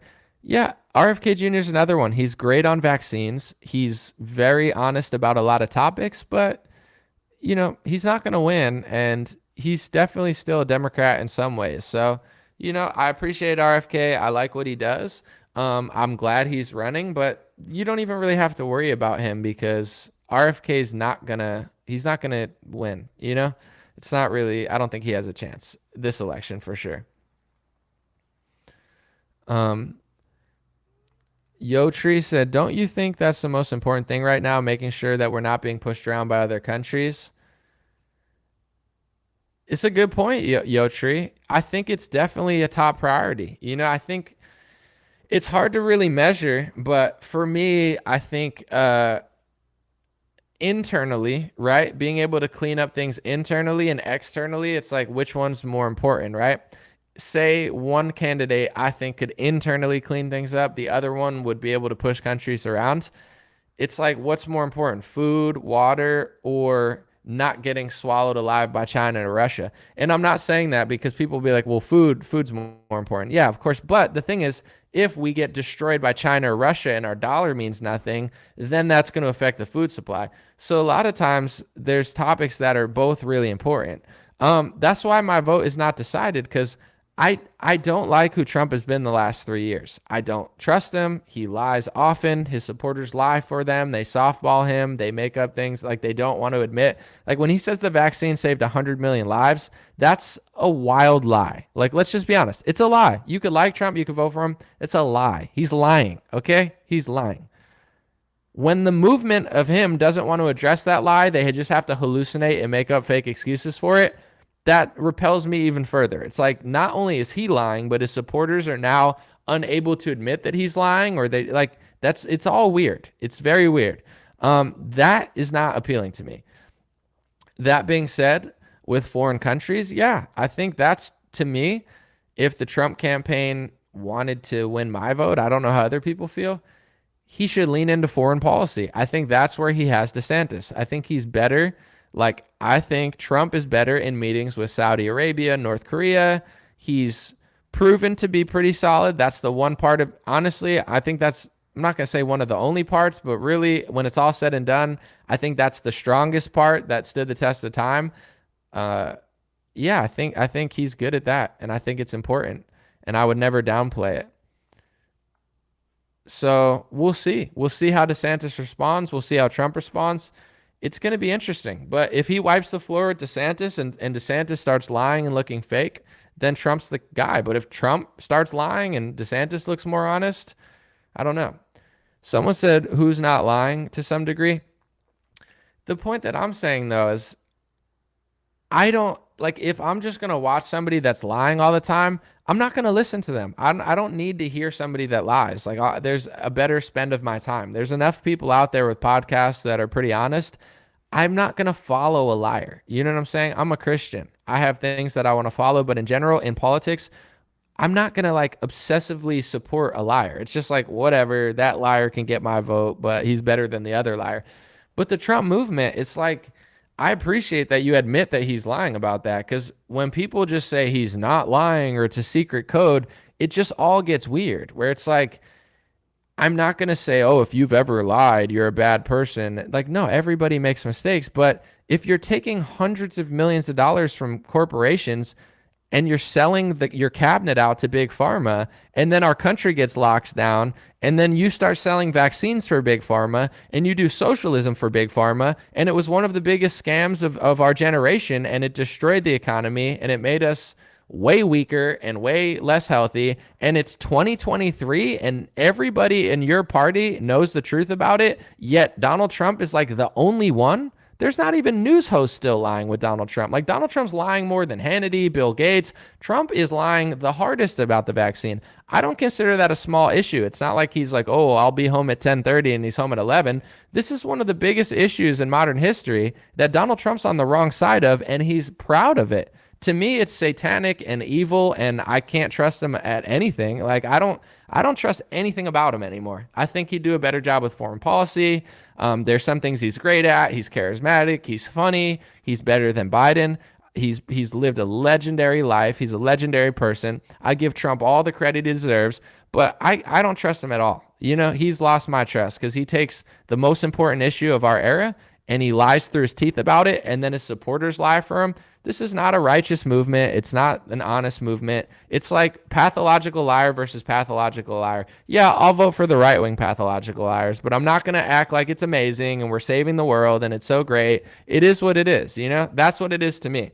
I have better spends of my time for things that I really enjoy and want to do. And, you know, it's like, I don't consider this a small issue. I consider it a major red flag, you know? And if you're willing to lie about something so important and so costly that has affected so many people's lives and has had such a major impact on our world, on our freedoms, on our economy, and you're still lying through your teeth about it. Still. Everybody stop lying about it. Everybody knows the truth about it. Every Newsmax host, DeSantis, Joseph Ladapo, Candace Owens, DC Drano, David Harris, pick somebody, even Ye, name somebody, name a Republican, just close your eyes and throw a dart. They've stopped lying about the vaccine. All of them. Everybody knows. There's only one person that I've seen besides like the Mitch McConnells of the world that still will say it saved 100 million lives. It's a great human achievement. I did it. So proud of it. It's Donald Trump. He's one of the biggest liars on this topic. And it's a top 5 most important topic going on right now. Is he good at foreign policy? Absolutely. Is he funny? Yes. Is he better than Biden? Sure. Is he not sold out to billionaires? No. Does he not take money? No.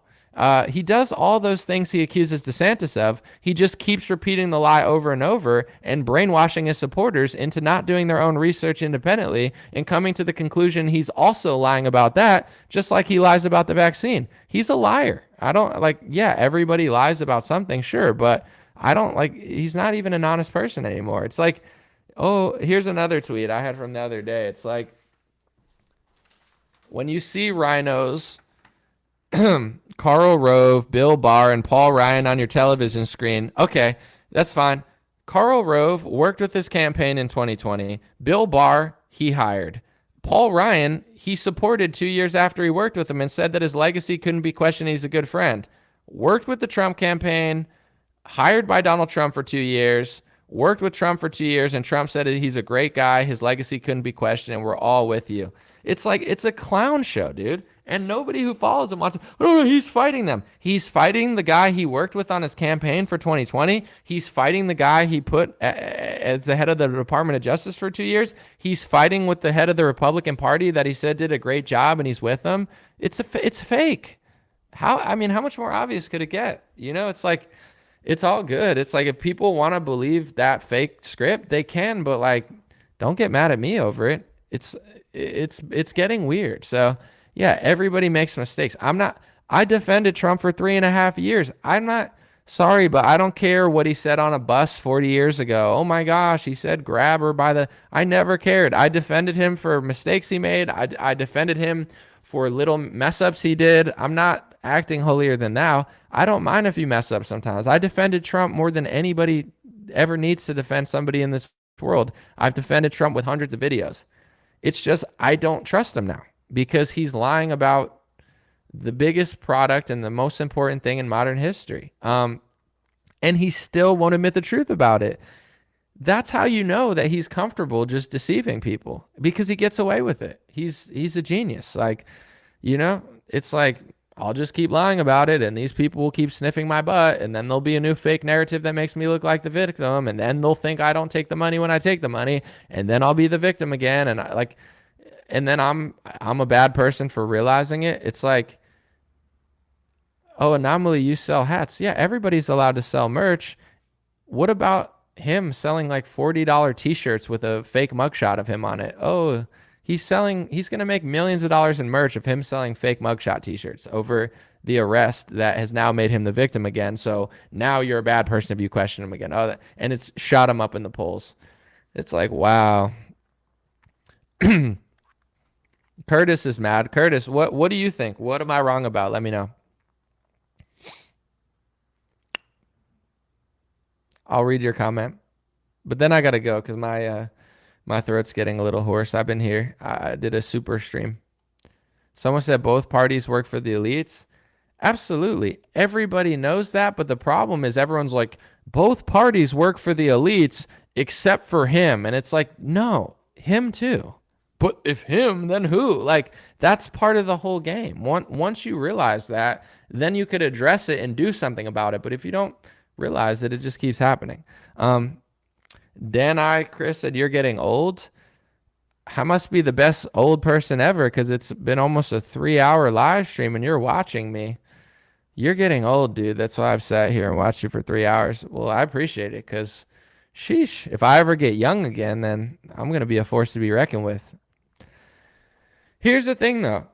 I know this kind of gets annoying, but the reason I want to talk about it so often, I don't like to just repeat stuff. Seriously, like I want to move on and do things. Like I have a lot of things I want to do in this world, including like, in reality, obviously, like in person, which I do. My life is good. I'm not complaining. But the reason I talk about this all the time is because this stuff's still going on and everybody kind of feels this. Like if I'm feeling this isn't just like, oh, I'm out of touch. Like a lot of people everybody has somebody, like everyone has a family member that's like liberal and they can't talk to them. You know what I'm saying? And it's like they're like wearing a mask or they're getting vaccinated and they're yelling at you if you don't get it. Like it's relatable. Also, it's like everyone's like, yeah, my mom likes QAnon. Like everyone has like my aunt's really big in it and she thinks like, Trump's going to arrest the military tribunals any day now. Like everybody knows somebody like this or it's another divisive sort of thing. It's like left and right, vaccine or unvaccinated. Now the new divide and conquer is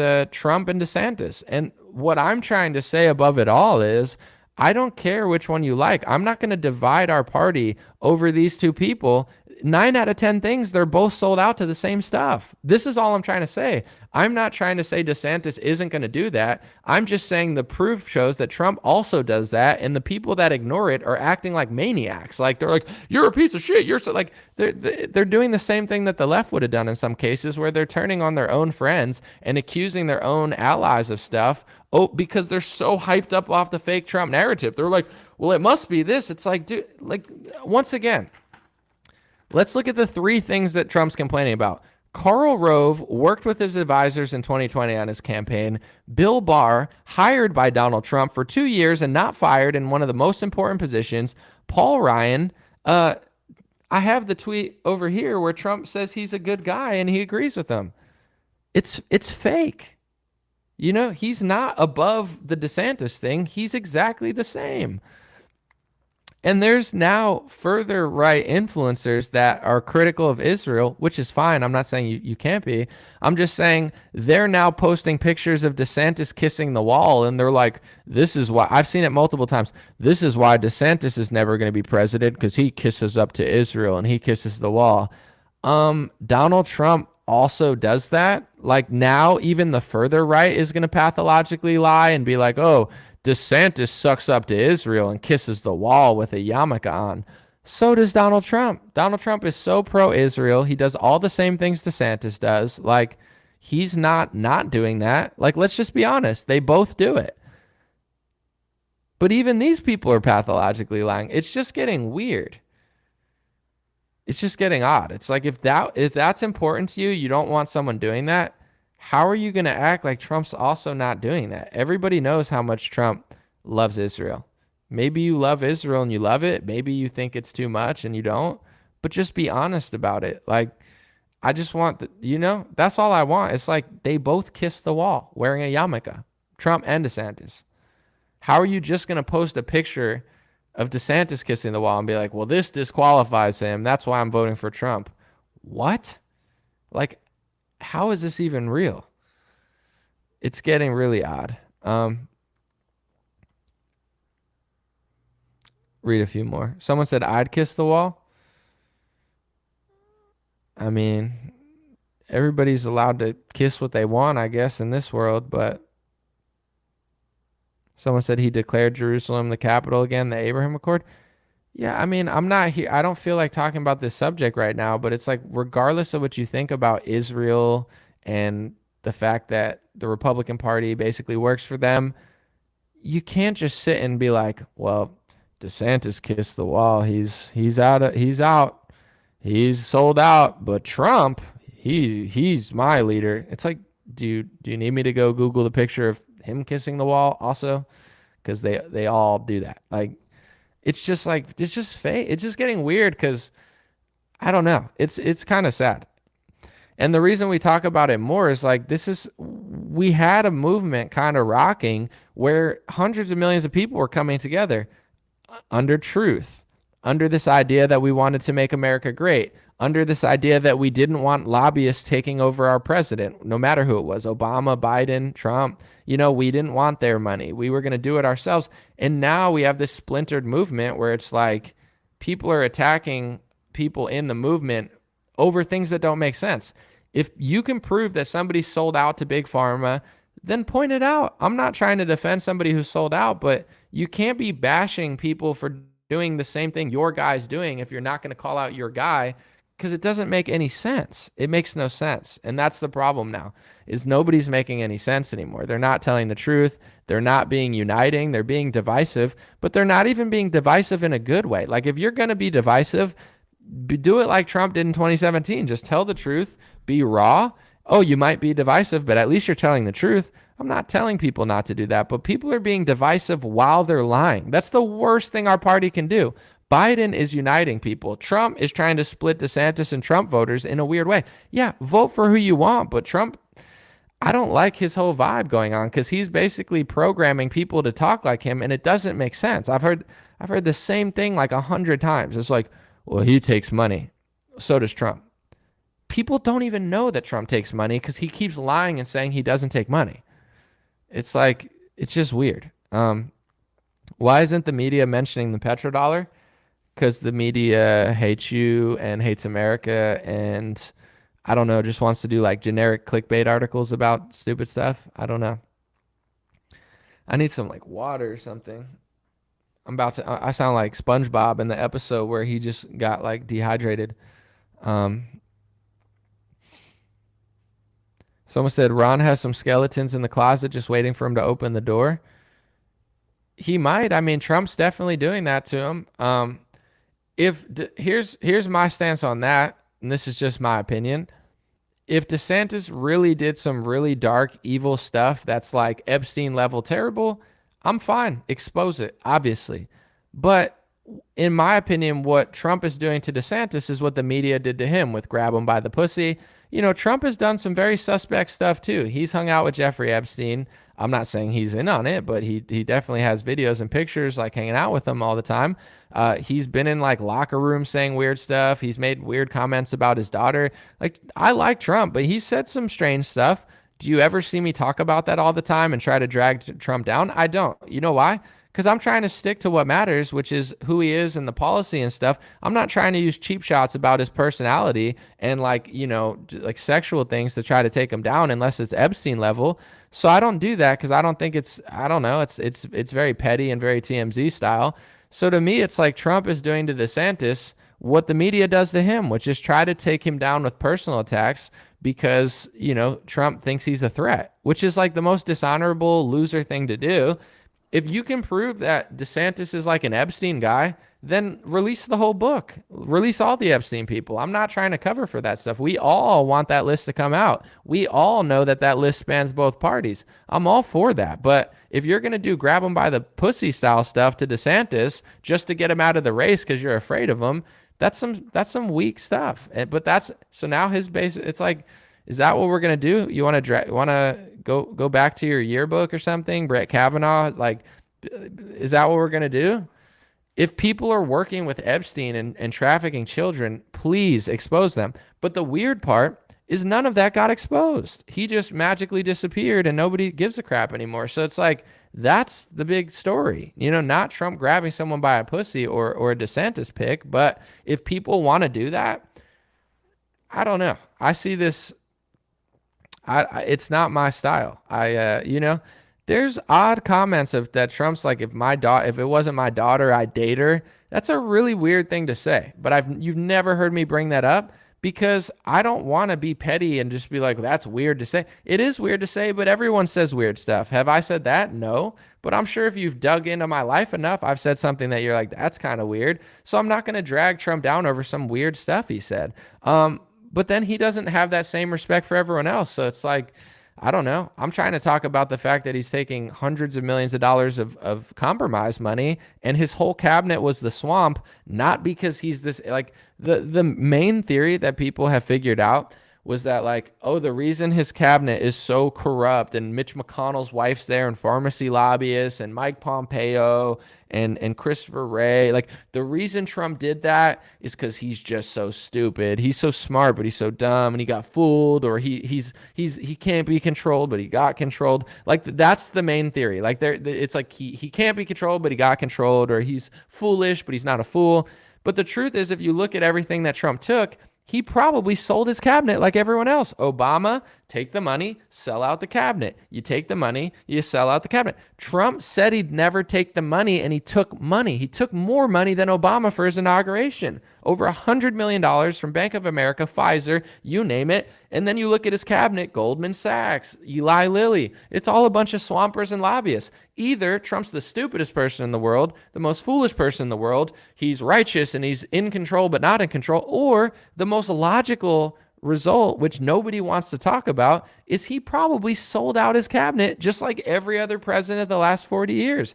But God forbid MAGA looks at those stats. They don't want to. You know, it's a big show. It's a big clown show. So, you know, it is what it is, but people think that it's always really close to being solved in like a, you know, I would say like a Scooby-Doo mystery way. Like, ooh, we're one day away from him. He's going to expose DeSantis. And it's like, if he's going to expose DeSantis, he could do it now or whenever. He's basically like blackmailing him, kind of like, I know something on you. What do you know, bro? He's going to say it eventually. Is it going to be Epstein level crazy, or is it going to be a nothing burger of stuff that he also has done? We'll see. But I'm more interested in who's going to lead the country than that type of stuff, because everyone's got like well, Kavanaugh touched my ass at a party. I mean, Kavanaugh touched my butt at a party in Arkansas in 1945. We were listening to the song Under the Boardwalk. Under the boardwalk, up by the sun, under the boardwalk. You know, it was a great time. We were all wearing a checkered shirt, dressed like a barbershop quartet. And, you know, Brett Kavanaugh touched my ass in 1964, right before we landed on the moon. You're like, wow, sounds really bad. Maybe we should just give Ruth Bader Ginsburg back her spot again. You know, like, I'm not into that stuff. I get it. If it's high level Epstein stuff, yes, I'm into it. But if it's like, you know, if it's like Brett Kavanaugh's yearbook or a picture, like, you know, I'm not into that. Under the boardwalk, Brett Kavanaugh was there, and he touched my leg with his private area. His genitals scraped my leg under the boardwalk while we were listening to Under the Boardwalk. And now I think we need to put a communist at the Supreme Court, because Brett Kavanaugh's junk touched my kneecap in 1956. You're like, that sounds really traumatic. We should definitely take away men's bathrooms and give transgenders more bathrooms. I mean, that's all I need to hear. That's enough for me. I mean, yeah, DeSantis needs to leave the race. I mean, it's a no-brainer. I mean, you know, a picture of him with girls, I mean, that's totally worse than a picture of the other guy with Jeffrey Epstein dancing. Yeah, that makes, it's like, you know, everybody could do that with everyone, but it's got to get somewhere. Appreciate you guys. This was a 3-hour Easter mega stream. Totally unnecessary. Probably not ideal, but I had a good time. Thanks for being here. I got a few things to work on tonight. I'll be back later this week, and that's what it is. Thank you guys. I'll probably be taking a break like Thursday, Friday, Saturday, so I wanted to work extra hard now because I'm going to be doing something. But appreciate you guys. God bless you. God bless your family. God bless America. God bless the world. New things coming soon, as always, but got to keep it moving. Got to get some agua. That's water for the non-Hispanics here. Appreciate y'all. I'm out. Hey, what's going on, my friends? Just a few ways to stay in touch and support if you'd like to. The first way is dreamrare.com. We have blue beanies, black beanies, pink hats, other colored hats, freedom versus tyranny shirts, Stay blessed long sleeve, God is great long sleeve, and lots of more cool items coming soon. DreamRare.com. Check out the shop to support. Everything's made in the United States. Handpicked by me. Patreon.com/RareTalk. For $5 a month, you can help support me, support the show. If you haven't noticed, unlike other channels, I don't work with very many sponsors, sometimes none at all. And part of the way I'm able to do that is with the DreamRare.com shop and Patreon.com/RareTalk. So thank you guys for keeping this show free, unimpeded, uninterrupted. I'm forever grateful. My free email list is stayintouchwithme.com. So check the links below in the description or just type in on any browser, stayintouchwithme.com, all one word. You'll find my email list, put it in there, and it's the least annoying email list you'll ever be on. I barely use it because I don't like getting emailed every day or every week. It's annoying. So I don't do it. Stayintouchwithme.com. It helps me take back some power away from big tech. Telegram, t.me/DreamRareChat or @DreamRareChat. Due to censorship, I post all my live stream and videos there. Sometimes I have some bonus content, and I try to give people a heads up when Facebook or YouTube won't. DreamRareChat at Telegram. My Instagram is @DreamRare. Thanks for everybody following there for shorter content. And DreamRareLinks.com. That's DreamRareLinks.com. Has all my stuff. My podcast on Spotify, Apple Podcasts, my music on Spotify and Apple, my Rumble page, my BitChute and Gab page. All my links are found at DreamRareLinks.com. Thanks for watching, folks. God bless you. You already know I'll be back with more content soon. Appreciate you.